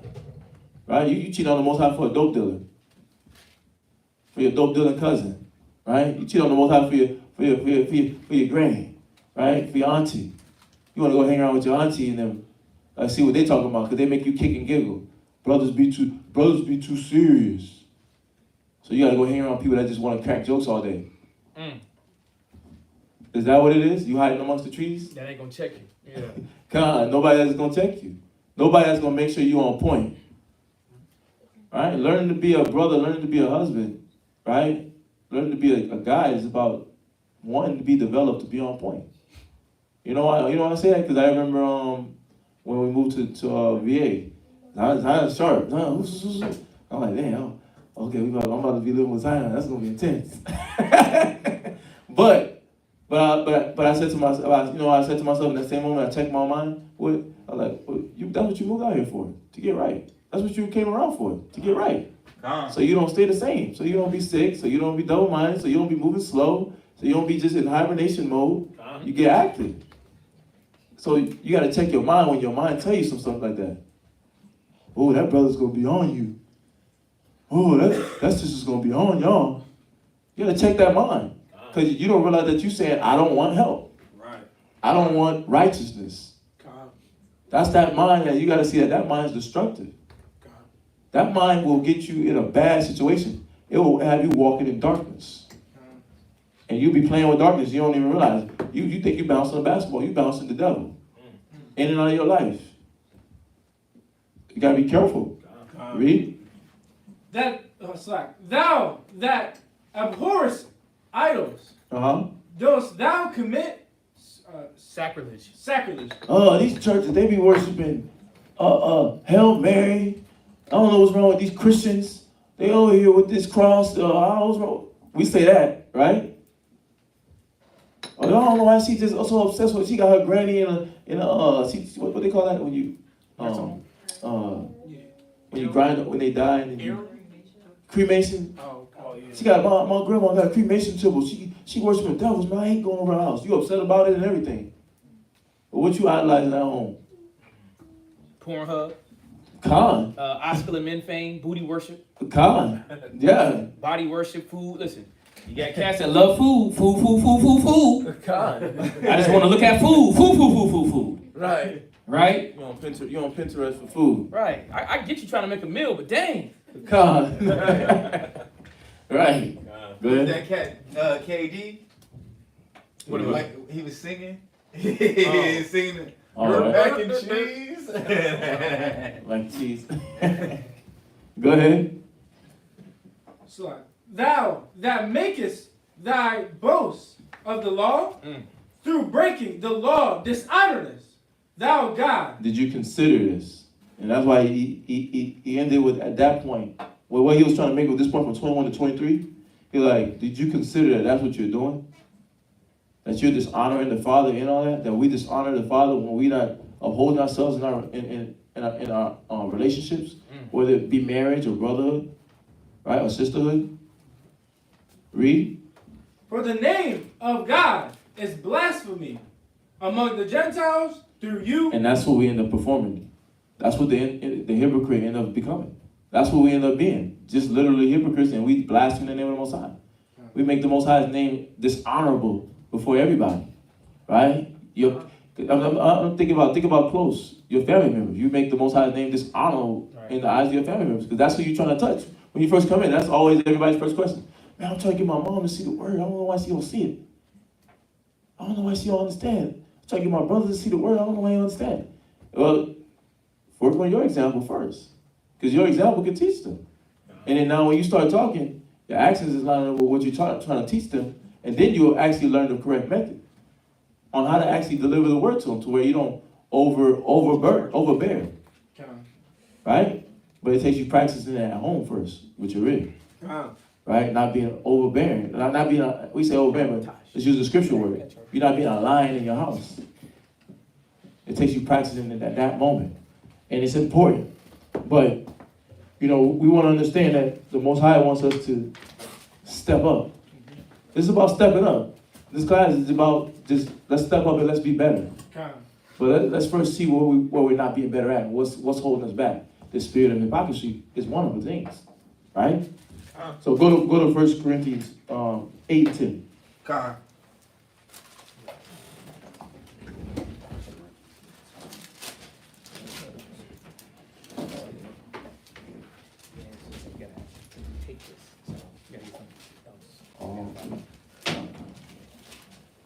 Who got it? Oh, is everybody there? Okay. 1 Corinthians chapter 8, verse 10. 1 Corinthians chapter 8 and verse 10. And this is what we all got to start considering and making sure that we keep it in the forefront of our mind. Read. For if any man see thee which has knowledge. Which what? See thee which has knowledge. Everybody in here has knowledge. Right? Everybody in here knows the knowledge of the Most High. Right? Some at different levels. Some been in for 2 months. Some been in for 3 years. Some 5. Some been knowing for 9, 10. Right? Been knowing the knowledge of the truth. Right? That we're Israelites. Read. Sit at meat in the idols. Temple. Right? But then if they see you, a man that's knowledge, sitting at the idol's temple, right? You over there, right? You doing wantonness with them. You doing the same wantonness that they doing, right? You doing the same partying, being wild, smoking, drinking, right? Porn watching, right? That they doing, and they see you. What that's gonna do? Read. The weak. What is the weak conscience? What is it gonna do to a weak conscience? Read. Shall not conscience of him. No, shall not the conscience. Oh, Slakia. Shall not the conscience of him which is weak be emboldened Be emboldened to eat those things which are offered to idols. Don't you think that you're going to teach somebody an evil lesson? You basically encourage him to do negative. Con. They're like, shoot, my husband don't care. He telling me to do this, but he ain't even doing it. Shoot, I can tarry all I want. Yep. I can put off from day to day all I want, because he ain't gonna say nothing. And when he do, he ain't coming back to make sure I do it. He ain't double checking. And then if he do want to say something, I got something to say to him. Right? Blackmail. She gonna blackmail you. What? She holding that in the holster. I seen you. You smoking that weed. Right. I smelled you. When I came home, I heard that Pornhub. Right. Right? I seen the weed man drive off. I know his car. Right. I read his license plate last time. That's why I ain't gonna listen. That's why I ain't gonna listen. I don't care what you say. God. I don't care what. That's how I be. Right? Nah, you ain't finna. Nah, nigga. Nah. We're dealing with Negroes. God. Negroes and negresses. God. I'm talking about top tier. So you have to uphold the standard, because if not, yes, they will do what? Use it against you. God. And you think, what? You my boo. You're supposed to be with me. Hell no. Not when you tapped into negative. God. Why do you think the Most High said good is against negative? Or good is against evil? God. Right? It's a working. One's against the other. A lot of times when the male is the negative example, you're contrary to your spouse. How you think she gonna act? God.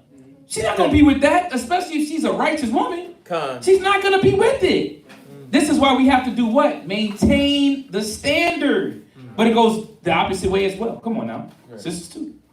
Right? When you out the spirit, your husband will check you. And you will hear something that you naturally don't want to hear. But it's needed. You see this? But the cool part about the scripture itself is like, man, my example can really destroy others. We went over it yesterday, Tuesday, about, if you offend one of my little ones. Offend goes also into defiling. You done now defiled. You got brothers, we're going to share edibles on. No, you know what? I'm gonna put it on blast. Right. You had Yaki. It was a video talking about, I smoked weed with one of my Hebrew brothers. It was some of that Bubba Kush at a feast. Like, nigga, what? Bubba Kush at a Hebrew Israelite feast? I was about to text him, man, what crew was that? Because why? What happens now? Just off of him saying that gives somebody the right to do what? I'm finna go light up a big one. Yeah. Especially those that's been battling. And they'll use that weakness to say what? See? Wow. We can do it right. And a lot of people watch Yaki. Right. We can do it right, and what happens? Right? You know, doggone well your congregation don't support that. Wow. But you're going to justify in your mind that what? Well, other people do it. Well, maybe we don't have the full understanding. Here we go. Maybe we don't have the full understanding. It go from weed to Tukey? From weed to not Tucci, K2. K2. Now you're smoking K2 and you are out of your mind and you never can come back. Wow. It's very serious, man. But a lot of us take it lightly. Because why? We're not considering that people are looking. We're not considering, according to, what was that, Hebrews 14? No, Hebrews 13, about the great cloud of witnesses that are watching us.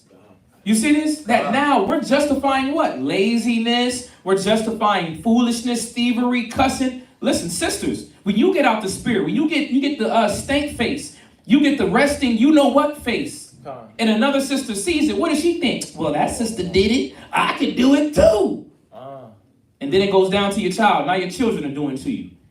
And you wondering why.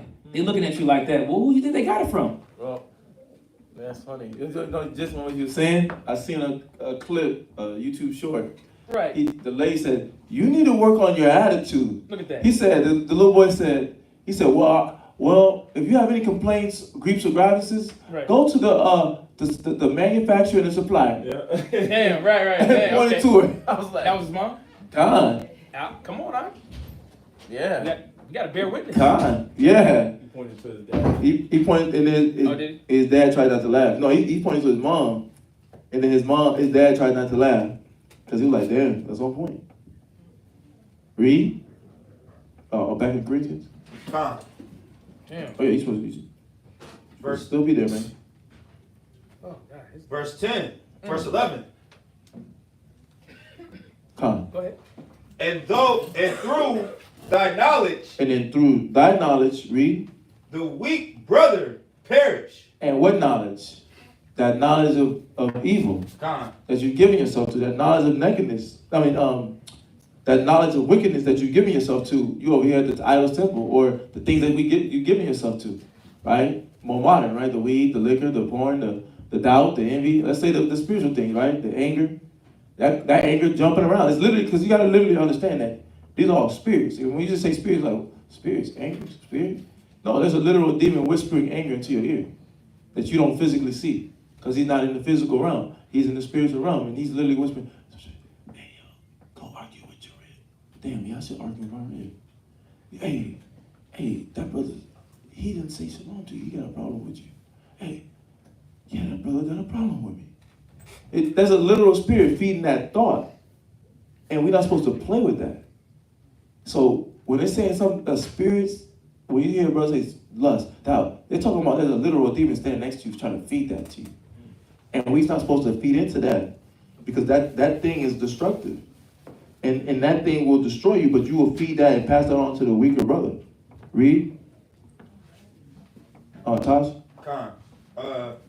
And through that knowledge, and through thy knowledge shall the weak brother perish. And he becomes defiled. Read. For whom Christ died. For whom did Christ die for? You and the weak brother. But now you knowing, the weak brother don't really know. He's not really fully aware just yet. But you feeding him the defilement. So you're destroying him and you at the same time. Two casualties of war. Right? And you chose the opposite side. You used the double agent. And you took somebody from the side that actually was trying to get right. But they just couldn't see it just yet. Come on. Read.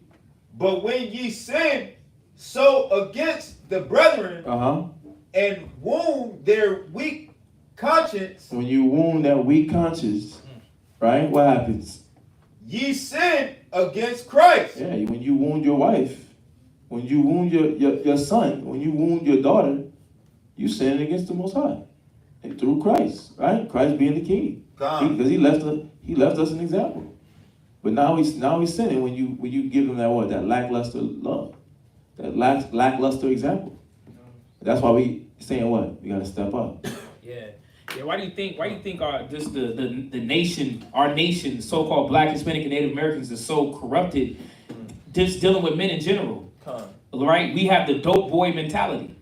So your daughter sees you as a dope boy with all the money. Now what does she want? Dope boy. Man. You done encourage her to get what? A hood nigga. Through you keeping up with those answers. Through your example. Yeah. And that's the point, that emboldened means what? To encourage. What you got? Emboldened. Give someone the courage or confidence to do something or to behave. So think about, go ahead. Or behave in a certain way. Right, so you lied. What does that mean? She lied. You not encourage her to do what? Don't tell the truth. You can give a little white, cover for me, so I don't get caught up. What are you doing? Are you literally trying to destroy your whole household? Bring negative energy, right? Bring spirits, demonic spirits in your household, because why? You don't want to be put on blast?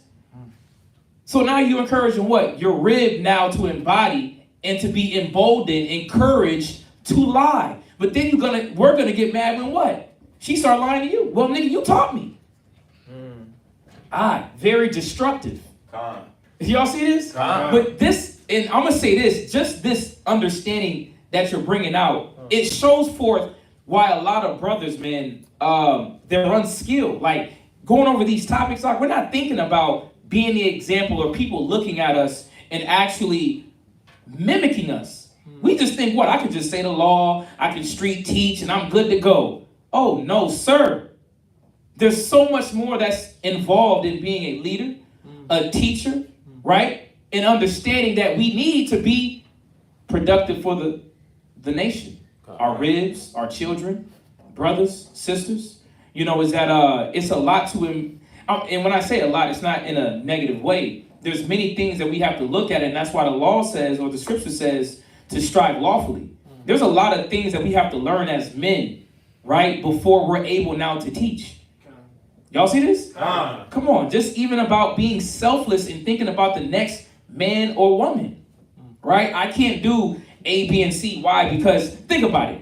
A brother got a drinking problem. Well, that means that what? I can't drink with that brother. But if you're not thinking that the brother got a drinking problem and you constantly do what? Let's go out for some beers. Let's go over here to this place to get some beers. Let's go over here to the movies to get some beers. Kick back at the house and get some beers. What are you facilitating? You're encouraging his sickness. But that's how a lot of us are. But how much more important at the household? Your rib got issues, but you're not looking at them. Why? You're not circumspect, right? And you do the things that she got issues with, which does what? Again, it kindles more chaos, man. Y'all see this? This is why we have to be circumspect and look at ourselves and really sit back and analyze and be like, damn, where let me write this on my page. Where can I better, like what can I do better in the household to be a better example? What can I improve on? What do I lack? Actually, the question is, ask the household. Listen, what do you think I can improve on, babe? What can I be better at? I want to see your perspective. You here in the household, like you said, right? What would you say? It says,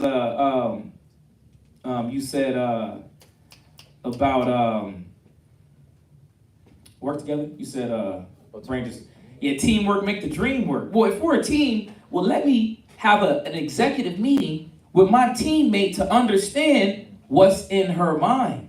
Or what does she see? Not saying that all the time is valid, but it still opens up now the discourse to see, okay, well, what am I doing that I'm not seeing? You see this? More importantly, also, counsel with the brother, the elder. Y'all see this? Right, it's very important, not because what we're reading right here is about a man literally encouraging wickedness. And a lot of times we may not see it because why? We think we're doing what we're supposed to. I'm enjoying my liberty. I'm doing what, I'm doing everything wrong. Yeah, but the brother around you is not recognizing or understanding what you're doing the proper way. Y'all see this? Yeah, that's right on point. Oh, 9:59. Oh, come on, you can go to, man, that's right. Okay, con. So this is the second point. So you will stumble, right? Hands up, don't Says shoot. you will stumble through not beholding your natural face. So this is the second point. You will stumble through not beholding your natural face. Go to James chapter 1, verse 23. Come.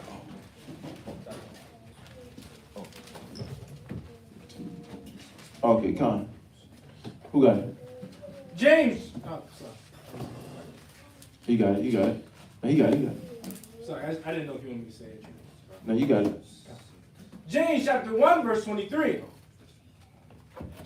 You can read. For if any be a hearer of the word. If any be a what? A hearer of the word. And at this point, everybody's a hearer of the word. Come. Right? Everybody's been hearing the word. Everybody's starting to hear the word of the Most High. And at that point, when the word comes into your ears and you realize, I'm a Hebrew Israelite, that's supposed to be another stage, another step, right? Which is the changing. You're supposed to be chasing the change. Right. And understanding and you're supposed to be chasing the understanding of what the change really is. Right? So that you don't go to this point where now you've been a hypocrite. What's called? And then now you're confusing your own mind. You start destroying your own state, your own clarity, your own judgment, your own mental faculties. Right. Right? You can't move around clearly, can't think clearly, right? You're confused. Every day is a doubtful thought. Every day is a day where I'm worried, is the Most High gonna take me out this day? Because I messed up the other day. Right? Yeah. Is the Lord with me? Right. Is the Lord with me? Dang. You choked on a piece of chicken like, oh. Dang, the Lord could have took me out at that moment. And you're not doing it to like, you just meditating on like, dang, how powerful the Lord is. You're doing it because you're worried. Right? It's a difference. But we all what? Hearer of the words. Read. And not a doer. And not a doer. But that's because when you see yourself, when it's being brought to your attention about yourself, you do what? Read.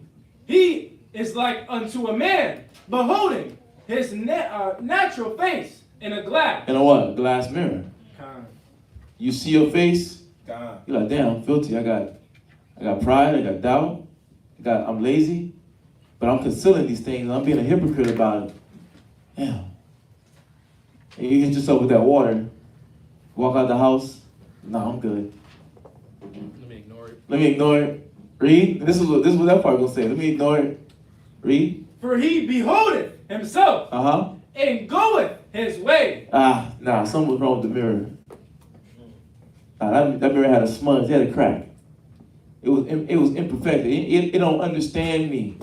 Right. Or we're not perfect. Right. Oh, whatever excuse we want to give ourselves to not look at, like you're saying, imperfections. Yeah. I'm not perfect. Right? I don't know what's wrong with that mirror. Mirror on the wall. Right? See, but that Kim said that though. Right. Oh, he yeah. said we could do that though. You picking and choosing. Now you playing. You knowledge hopping. What you supposed to say? That remind me of that music video of Michael Jackson. It seemed like he read this because it's like the man in the mirror. Oh, yeah. And the scriptures being the mirror, and we read this, we're supposed to cleanse by reading each and every day. So this is actually our mirror that we're looking at. And that's what it's showing us, the word. The word is the mirror. And he's saying, don't just hear the word, don't just read the word, but actually do the word. Right? He's saying it's a 3-step process. Read it, hear it, do it. Right? The doing it is put into practice and exercising it so that you don't forget your natural face. Read. And straightway forgetteth what manner of man he is. And then you start to go ahead. No, you got it. Sorry. And straightway forgetteth what manner of man he was. Yeah, you was able to even, sometimes you even able to acknowledge it. Yeah, I'm prideful as heck, man. I'm stubborn as heck. But then you leave that council, and then you do what? The very next day, where you had this counsel on how to attack this pride, and you come back and do what? You relapse. You relapse. You do the same thing again. You do the same thing again, and because why? Because it feels better to you. Right. To you, that brings you a moment of gratification. You feel good in that moment because you accomplished what you wanted. Not realizing you did what? Exactly what the word told you not to do. I was gonna ask about when you said about doubt. This Romans 14:23. Yep, definitely. That's the day one man saw another day over another. Go through it real quick. Real quick. Yeah, you got it. And he that doubteth is damned if he eat. Yeah. Oh, that's right on point. That's right on point. Yeah, because you seen your natural face. Right. It was made known to you, but you're doubting that. No, I ain't got no problem. Right? You tell yourself, oh, I ain't got no problem. All the brothers don't understand me. You doubting the wisdom that the minister's giving you, right? Or you doubting that the method the Father gave you to work on it is going to work, and then what? You end up just staying carnal. Yeah, you end up staying carnal. Go ahead and finish it. Because he eateth not of faith. Yeah, you didn't eat it of faith. You didn't eat the word in faith. You ate the word and it sounds good, it feels good, it's black power, it's embracing our people. You just feel good for the moment. You wasn't into the fact that now you have to train and labor to actually change. Right? You just was fine with just being a hearer. Right? Being a member in the church, you the person in the church, the song go off, you start clapping. Help me, Jesus. You in tune with the pastor, right? You're in tune with the pastor. You'll clap the loudest clap in the church. Right? In the assembly, as they say, right? But not realizing what we weren't changing, we weren't doing anything. And yeah, that's right on point. You can jump back though. Let's finish that. And you forget. You open up Pandora's box, you open up the word. The Most High ain't gonna close that book. He ain't gonna let you close that book. You're gonna be like, why is this book not closing? Man, why you keep jumping to pride every time I open it? Right. Why can't I run from what I know? Oh, Khan. Yeah. Yeah, man. I tried to step away for 2 seconds. Man, I went around the body. I thought I was gonna be good. I thought I was gonna feel good. Yeah. Refresher. Oh, I needed that. Right? But then what happens? You end up sad. Right? You end up running, getting in a car accident, losing your car. Job, you end up losing it. Right? You getting snappy with your boss. The boss getting snappy with you. You're like, dang. right? We ran into the dude yesterday. He over here messing around with his boss in the store that he worked at. He trying to stay away from the street. He messing with his boss, and what happened? Boss ran him over? Oh, she dumped him, and she fired him. So he got two. He took 2 losses. Oh, his boss was his girlfriend. Mm-hmm. Oh, bro. And then she dumped him, and he lost his job. Yeah, you a 2-time loser. Right, 2-time L. Right? God. And guess what? Now what he run into? All he knows. The beggarly elements. You see that? Well, you're gonna stumble though. Because you're gonna go right back to the beggarly elements because you don't want to be honest with yourself. We don't want to be real with ourselves. But let's go to Matthew 23 and 25. Well, you know what? Go to Ecclesiastes 1 and 29.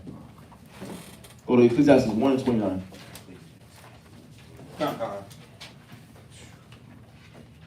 And this point is about watching yourself. Watching yourself so that you don't do the acts of a hypocrite, so that you can actually start working on mending the issues in the house. This is about watching yourself. Read. Ecclesiastes chapter 1 verse 29. Uh-huh. Be not an hypocrite in the sight of men. Why? Because eventually it oozes out.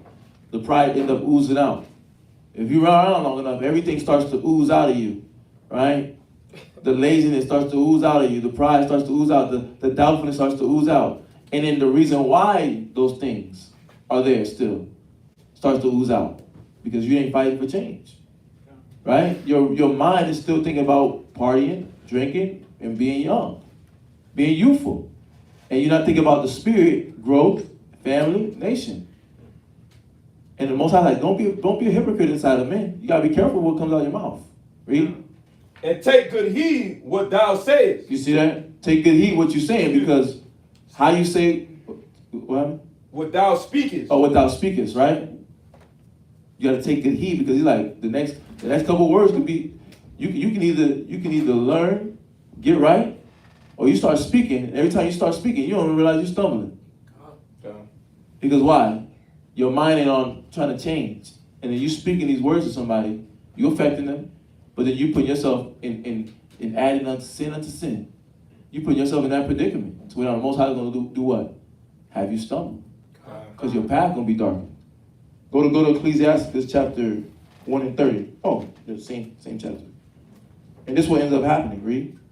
Exalt not thyself, lest thou fall. Yeah, exalt not thyself. Don't be lifted up in pride to where now this hypocrisy got you blinded. Lest thou what? Lest thou fall. Because when you fall, the Most High ain't gonna play. Because he's like, I gave you time. I gave you time on how to learn to be his good husband. I've been giving you 2-3 years of lessons. Right? I've been giving you verbal lessons for about 2 to 3, 4, 5 years on the very same thing. When you gonna snap into it? But you tell everybody else to snap into it right now. You gotta get this right now. You gotta do this right now. Well, the Most High is gonna meet you with the same energy that you meet somebody else. Read. And bring dishonor upon thy soul. Now you bring dishonor. So the guilt, the shame that you already feeling on the inside for the wrong that you're doing / did, it start to be worse. Because why? Now the Most High do the exposure. Because he's like, dang, this person's not getting it. So now I gotta expose you. Now I gotta put you out there. Now I gotta put you in a predicament where you gotta counsel. Because it's so bad that if you don't counsel, you know the next thing coming could be death. Because why? You didn't want to what? Resist the flesh. Read. And so God discovered thy secrets. He already knew him. So the discoverer is he's making his presence known to you, that he already discovered you when you thought about it, before you even did the deed. What you gonna say, Tosh? When you thought he wasn't seeing. Right. You thought you was putting off something out of his sight, doing something secret. Okay, the door's closed, so don't nobody see me. Right. The lights off, right. So don't nobody see me. Nobody's home, so nobody sees me. Come. It's just me, myself, and I. Come. Right? And you doing what? You put God out of your whole conscience. Come. You put the Most High out of your whole conscience. Read. And cast thee down into the midst of the congregation. And we don't want to be that. Right? We don't want to be that bad example. Come. Nobody wants to. Who wants to be a bad example? Right. Where the Most High openly now has to chastise you. Yeah. to show forth what that example is not, or what not to be. That's cold. Y'all gotta hear that. You're from a cast you what? Read it again. And cast thee down in the midst of the congregation. Come on, and then you like, everybody, you walking around, you in your own head like, damn, you looking at me because I'm messed up. And now you beating yourself up. Right. When you could have just been humble. Damn, and when you think about it, it's counterproductive. Oh, you hide, you don't want to let go, right? So you still fester the foolishness, the foolish behavior, right? The anti-Christ behavior, right? You don't want to get embarrassed in front of your rib, the brothers, the sisters, and all you had to do, you weren't gonna get embarrassed. All you had to do was do what? Huh? The scripture says, confess your faults one to another that you may be healed. But you didn't confess, you didn't want to talk, you kept it hid, right? You had the persona. And now the Most High got to do what? I've given you the time. I've given you months. You know what you should be doing differently, and you still haven't did it. Well, now, too late. Everybody gonna know. Right. You're FBI's most wanted. Yeah, you on the billboard now. Like old boy who ran up on a judge. Everybody know about him now. Right. He thought that wasn't gonna come out, huh? You never seen that? No. This is man that just ran up on a judge because she didn't give him parole. This dude ran up on her, jumped up like Superman, or jumped up like Black Panther, right, and tried to strangle her. But I got this, y'all. I know. He was just up there, I think, for like a petty. I don't even think it was nothing crazy. They hit this dude with 11 felonies. I heard all of them. They hit him with 11 felonies. They hit him with attempted murder. They hit him with assault on a protective person. Wow. Right? But the cool part, what am I saying is like that's what happens though with us, It could have been something so light if you just did what you were supposed to do. If you were supposed to be a doer, practice what was been shown to you. And now on the back end, now we're reaping what? Reaping what we sowed. The folly. Now the Most High got to do double the duty. Right. He said, you didn't learn your lesson. He's like, you pushed me to this point. Now I got to catch it down. And now I got to, what they say, I'm going to shame the devil until the truth. Right, and you know so crazy, yes. And I got to bring it out. It's like even with Aaron's sons. Like you don't think that they was told about what they was doing was off? Come on, they got real comfortable. So Aaron's sons were these priests that now brought a strange incense to the altar to burn in front of the Most High. And these Negroes got burnt to death. On the spot. But best believe, I know that they were told. I know somebody was there constantly trying to develop and to show them, listen, that's not the way to think. This is the proper way to do it. Come on, brother. Why you keep tapping? Why you keep tapping on the dark side, brother? We don't do it like that. What's going on? Didn't your father teach you the right way? Right? And then all of a sudden, what? It's over for him now. Yeah. When all we had to do was confess your faults one to another, repent, right? Fall back, stop putting your hand to the folly, to evil, right? And go your merry way, but we want it the hard way, man. Israel, for some reason, will not understand that the Most High will not stand for a hypocrite, and he will not stand for an individual that want to proclaim his name, right? But do wickedness on the back end. It's not going to happen. That's not accepted. And this is why brothers and sisters here, when you want position, when you want to be known as an elder brother, when you want to be known as an elder sister, you have to strive the right way. You have to work at pulling off the demons that's on you to recognize the true virtues of Christ, right? The true virtues, the fruits of the Spirit, and embody that. You're not just giving out because you got fringes on, you look good, Kwame Yasharala. Hell no. The Most High wants to see consistency. It's the same thing with man. Y'all see this? That's why our households is hurting, man. Wake up. Wake up. Now, you said it was so powerful because I was just thinking what you said. It's like you can't mix knowledge. And it's like, drinks even show you that. You can't mix with the clear with the dark. That's facts. Drink so you can. I'm a day out off of that. Day off. All right. God. Oh. Right? You can't mix them. Because when you mix them, then you mess your whole system up. You mess your whole body up. But that's the spirit, though. Yep. When you mix the darkness with the light, they don't work together. So he said, I separate the light from darkness with an adamant stone. Right. So if he does that and then you trying to force them together, what you gonna do? You're gonna have such combustion. And your spirit gonna be like, and you're gonna lose it on your rib. And then when you lose it on her, and you finally you just not trying to get right. The epiphany hits you. You trying to get right. And you like, the house is dirty. She ain't take the kids a bath. The shoes is muddy. House smell like Pampers. Like, what's going on? Oh, and then you try to go out. You try to go on her. You're like, you ain't never tell me anything before. Right when that you try to just get rid of that dross. You ain't had no problem with me doing to the kids like that before. Now you got a problem with Capri Sun?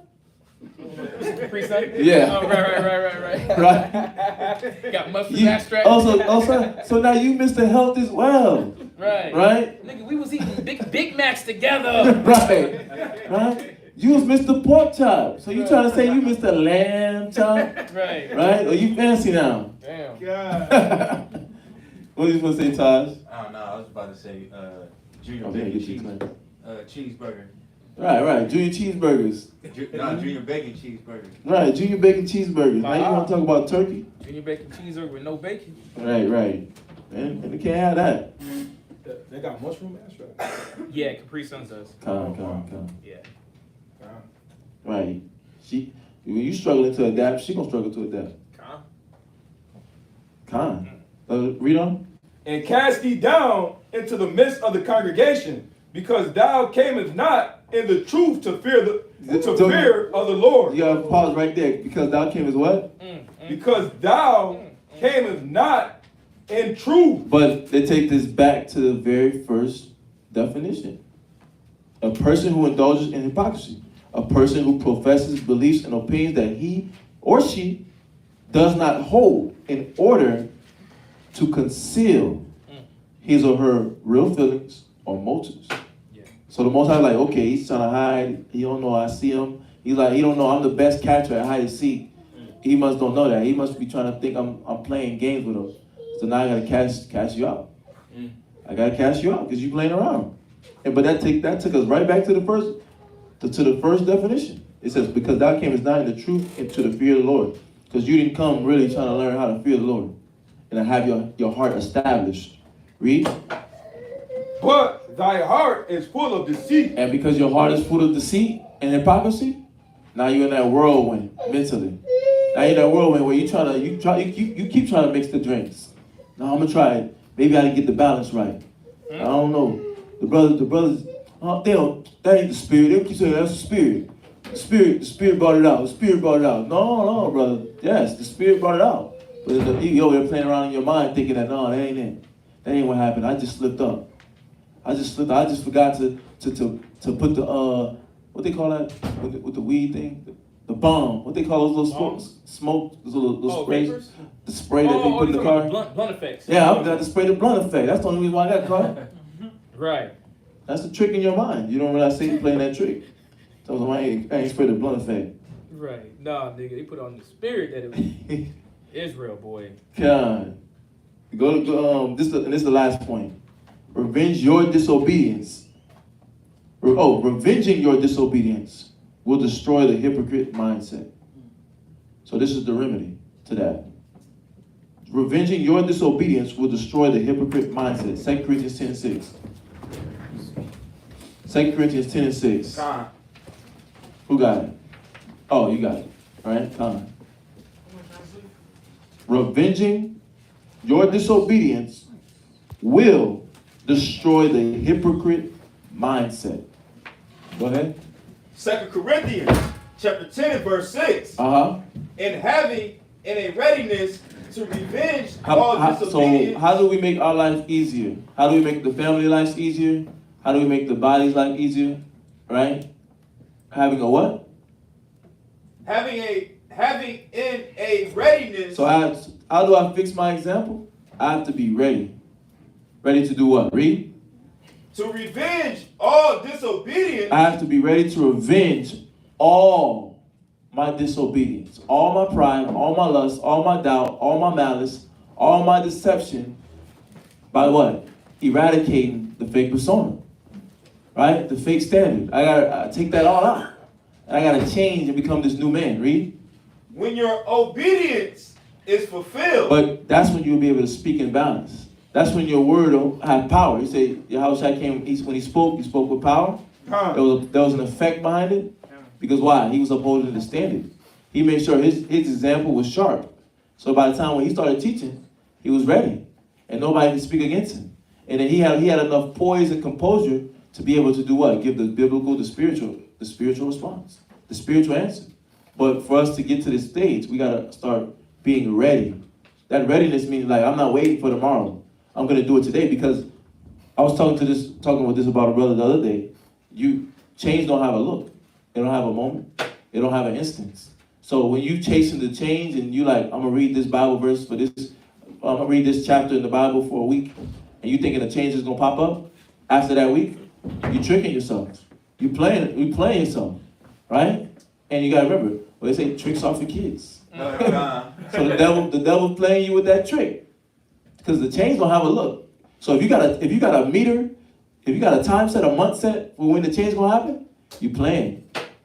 You have to have a readiness. You have to be ready every day to be a new man. Yeah. Right. Literally. Yeah, I love it because the scripture says, if it first be a what? A willing mind. So, a lot of us, we try to control the process. Yeah. You don't know what the process is except giving yourself. Just like coming to the military. I didn't know what was going to happen when I got off that bus, man.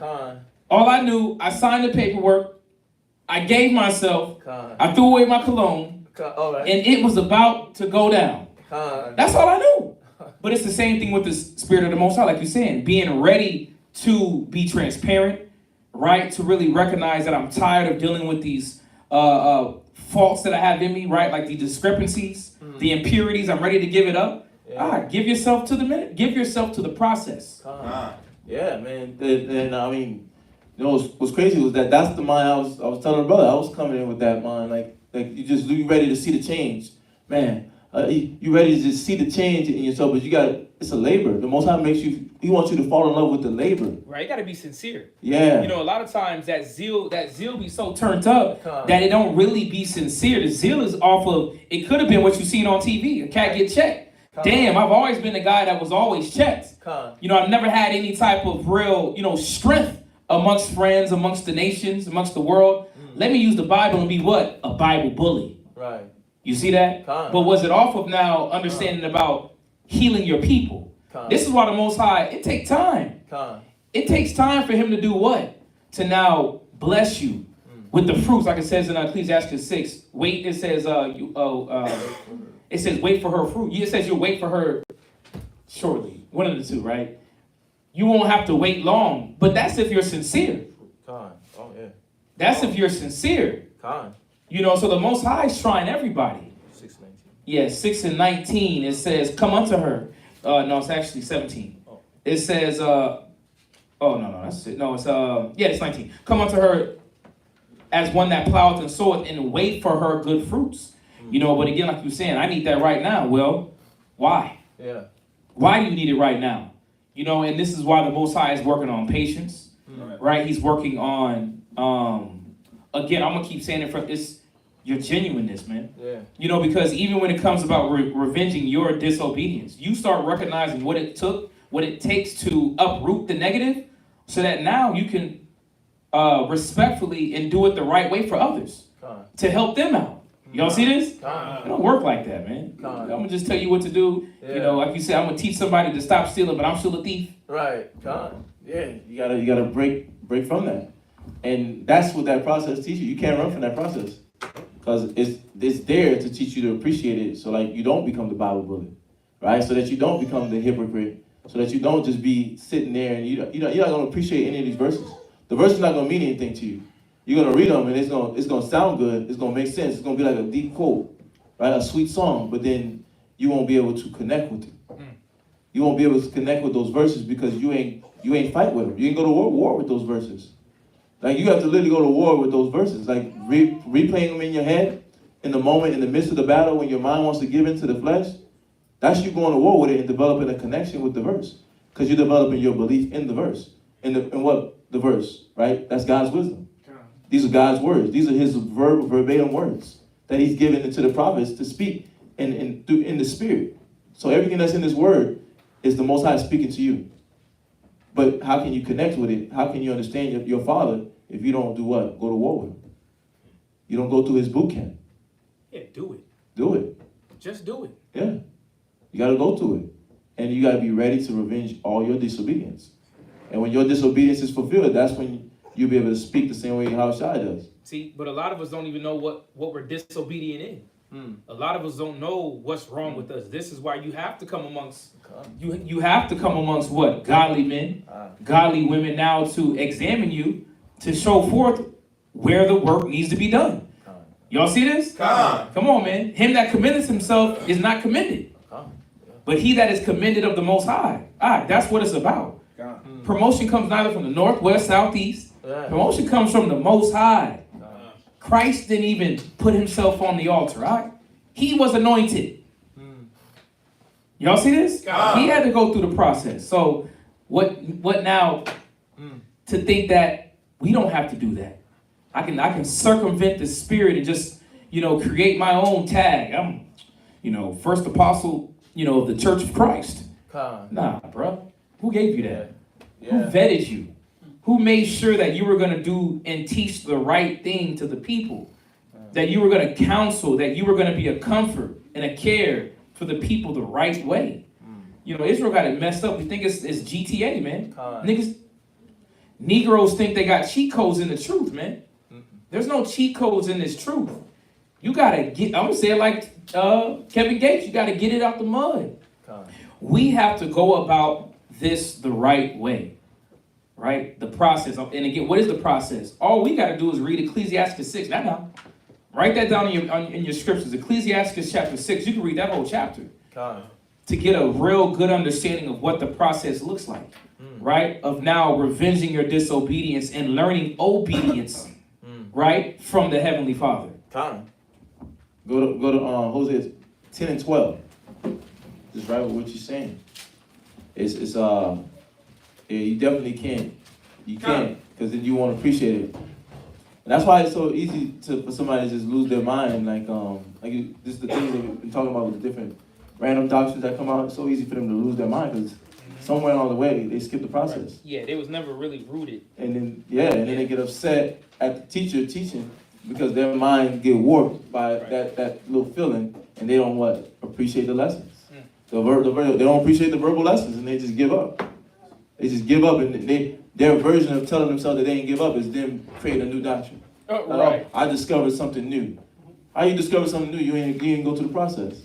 To be humbled. Where'd you break off your humility? Where'd you suffer? If you, let's say you were right? Where'd you suffer wrongfully? Right. Right? Where'd you learn to love your brother? Well, you're supposed to do this, read. Hosea chapter 10, verse 12. Sow to yourselves in righteousness. So the same way you were sowing evil, you have to make a 360 and start sowing righteousness. That's what you got to be ready to do. And that's how you're going to be able to do what? Grow. That's what you got to be ready to do. That sow into yourself in righteousness. Charity, love, patience, kindness. But then read. Reap in mercy. And that's how you'll reap in mercy. To where the Most High start fighting for you. You're like, damn, the Most High's not with me right now. Well, how do you get him to start being with you? Sow in righteousness. Start learning to do things the right way. Start learning to listen to the right wisdom. Don't mix the Bible verses in your head with your worldly mind, and then you use the antics of the world while trying to use the Bible. That's a cracked shell, right? Somebody touch it with their finger, that thing gonna fall apart, right? And you gotta understand that. You gotta understand it's a dangerous ground. So make it easy on yourself so that you can reap in mercy. Read. Break up your fallow ground. Break up your fallow ground. That weak structure, that weak foundation. There's no real strength behind it. Right? There's no real nourishment in it. So you gotta break it up. Read. For it is time to seek the Lord. It is what? It is time to seek the Lord. It is time to seek the Lord. Break up the fallow ground because it's time to seek the Lord. You woke up to the knowledge, you realize, damn, you gotta get right. The days are short. Yahushua said, the Most High said, that he's gonna come as a thief in the night. I don't know what time he's gonna come. He already has a time slot set up for that. And he ain't told me that time slot, so I can't keep looking at the watch. He said right now is the time, the only thing that he gave us is time to get right. Everything else, don't focus on that. Get your spirit right. So that when he comes as a thief at night, you ain't caught. And we know thieves don't let you know when they're breaking in the entry, right? But in this righteous sense, Christ ain't letting you know when he coming. The Most High ain't. He just ready. He's just gonna get the phone call. Damn. Y'all shy. It's time. And then he gonna come. Read. Till he come and rain righteousness upon you. And what? And rain righteousness upon you. And you want to be there when he start rain down on me. Right? Right? And you want him to rain a crown. Right? Right. You want him to rain a crown of righteousness. You don't want to rain a cloud of nuclear fire. Right. You don't want that part. But you know, and you said it though, right? Just with that follow ground, that's nasty. It's nasty. Because the definition goes into unoccupied or neglected. So the Most High is saying, break up your way of thinking. Same thing. Yeah, no. Your faulty foundation, but everything about you, destroy it. And allow me to drop seed on you. You know what I'm saying? Literally embrace. The scripture says, it's been sitting here, search the scriptures, for in them you think ye have eternal life. And they that are which testify me. But going into, like, stop, trying to gain seeds and, again, information from these faulty areas, man. Like, literally just sit back and embrace and gorge yourself in what? The knowledge, the wisdom, the counsel. Like, this is what a lot of brothers and sisters really have to understand. Let me just say that I don't know. You know what, man? I'm done. Let me just follow. Like, ain't you tired, though? Israel, aren't you tired of just doing things the wrong way? Your life always seems to be in chaos once a week. A couple days, it's something going on. Well, it's because you're doing things the wrong way. You keep putting that boo-boo seed in the ground. That GMO seed, and they ain't reaping what it should. Bill Gates. Right, you got the Bill Gates seeds, man. Most High denying it. But beautiful scripture. It says break. I like that. Break that fallow ground, that unoccupied and neglected, because a lot of us, you're not really musing on anything except foolishness. You're musing upon chaos. You're musing upon emotion. You're musing upon worldly antics or worldly what is it? Like, just the things that prosper in the world, man. Money, cars, clothes, a job. Nobody cares about that. A job doesn't denote a person for who they are. Let's be real. No. Really, it's your moral state, your character is really what shows who a person is. Your integrity shows forth what a person is. Diddy got all the money in the world. That money cannot save him right now. No. Diddy look like a predator because all the victims coming out. Even his own rib, Kay Porter. She's dead and gone, man. He's slaughtered. You told me he done got her off the block. The conspiracy theory. He's slaughtered. Right.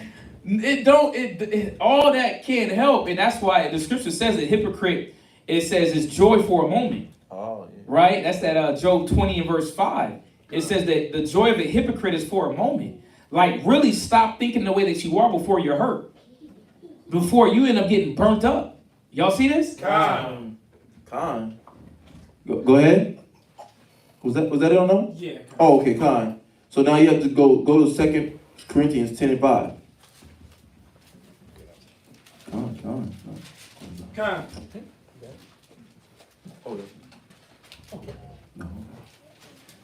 Oh, go ahead. 2 Corinthians chapter 10, verse 5. Casting down. Casting down. Slide. You got it. And capture the words. Casting down, imagination. Slide. No, Casting down imagination and every high thing. Casting down imaginations. Imaginations is an idea, a thought, a picture that comes into your brain, which leads you to either go towards God more or mislead you outside of the spirit. All right, it can lead you out the spirit or in the spirit, because you could be imagining things about the scriptures, the kingdom, the word, brotherhood, love, which will foster what? Care and true love, sincerity, and for you to fight for it. Or you can imagine evil. Man, what's wrong with these brothers, man? Man, these ain't no real brothers. They over here trying to tell me how to deal with my relationship. They coming from the Bible. Bible, I can open up the Bible and read for myself. I pray to God every night. You ain't there when I'm praying to God. You play with that mind, you make your life harder. You make life harder on you and your family because you don't want to let go of the pride. Read.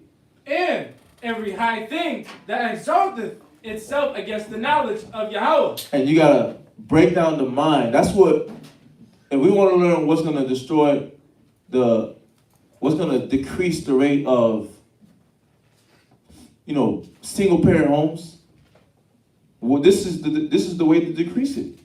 Casting down imaginations. The man has to cast down his imaginations. The woman has to cast down his imaginations. But what's so significant about this class and talking about the man is that the Most High said the flock of his pastors is what? Men. Oh, y'all was late on that one. The flock of his pastors are what? Men. There we go. Yeah. Men. Right? And being that that's the leader, the solution is what? Each and every individual male figure in here stepping up and doing what? Becoming a man in the spirit of the Most High and putting away the youthful lust. Right? The Most High didn't call you out of darkness for no reason. He called you to step into the light so you can show others how to step into the light. Think about it. You ain't even say nothing about the Bible or nothing, but what did you do to that gentleman today? Like as you told me after, I made his day because he was focused on the things that, especially losing his daughter. Right. Just me, being a joy, being a light. Yeah. You and Azariah, y'all was making him smile. That was the beginning point of him being taken away from what he was thinking about in his mind. That was the highlight of his day. Because they were doing what? They were giving themselves to him. But we have to start stepping up so we can give ourselves to the people the proper way. Right? Was that it on that one? Oh, wow. Go ahead. And bringing into captivity. Bringing into what? Captivity. We have to start enslaving evil. Evil got to be enslaved, right? And then when it's dried up, burn it down, right? The only reason we talk about evil is to show that it's evil. That's the only thing it's significant for. To talk about that it's evil to keep people away from the evil, right? Shine a light on it so nobody is tempted by it. Go to Ecclesiastes 31:15, and this will be the last one, last verse. Well, no, go to, you know what? Yeah, that'll be the last one. That'll be the last one. Yeah. Oh. Okay, come. Go to, read that. Ecclesiastes chapter 31, verse 15. Judge if thy neighbor be thyself. No. Judge of. Oh, sorry. Judge of thy neighbor by thyself. Yeah, judge of thy neighbor by thyself. What does that mean? Grade, right, yourself by your neighbor, the person that you're attached to, the person that lays next to you intimately, that you sleep with. Grade their behavior with your behavior. Look at it and see, okay, is she picking this up for me? Are the kids learning this for me? And then what does the scripture tell us to do once we start grading, once we start examining? Read. And be discreet. And be what? And be discreet. But to be discreet takes honesty with yourself. You sticking to beholding your natural face. Not forgetting it. Right? Not being a forgetful hearer. Right? Somebody's counseling, you got the counsel, you realize what's your issue. Not being a forgetful hearer is important because that's going to help you be discreet in every point to where you don't be a hypocrite. To where now we're thinking about how we as a family going to grow together because we're focusing on the right thing. We have the right vision. We're laying out a vision and we're sticking to that vision. It's not that one day I'm discreet, one day I'm not. Right? One day I'm about counseling, communicating what you see, what's on your mind. One day I'm not. One day I'm not. I'm examining the whole matter. One day I'm not. No, you taking your time to really dissect the issues in you, and then you being discreet enough to where you're looking at is this spirit jumping on her? You see that? And then when you see that, this is the last one for Psalms 51 and 10. Psalms 51, 10 and 13. They go together. Go ahead. Psalms 51, verse 10. Come. Create in me a clean heart. And when you do that, when you start taking the right steps to destroying and eradicating the hypocrisy, this is when you've made room for the Father to come in to create that new heart. Right? Because now you're listening, now you're sitting down, now you're taking time to actually break up that fallow ground. Read. O God, and renew. And what? And renew. Renew. Renew what in me? A right spirit. A what? A right spirit. A who? A right spirit. A right spirit. Not a hypocrite spirit. Not a left-handed spirit, but a right spirit, a true spirit, a spirit that's about building Hebrew Israelite families, right?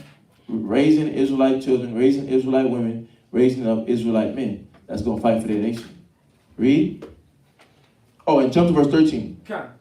And then this will be it. Then will I teach. Then what? Then will I teach transgressors thy ways. And that's when you will be able to teach a transgressor the Most High's ways. God. And what else?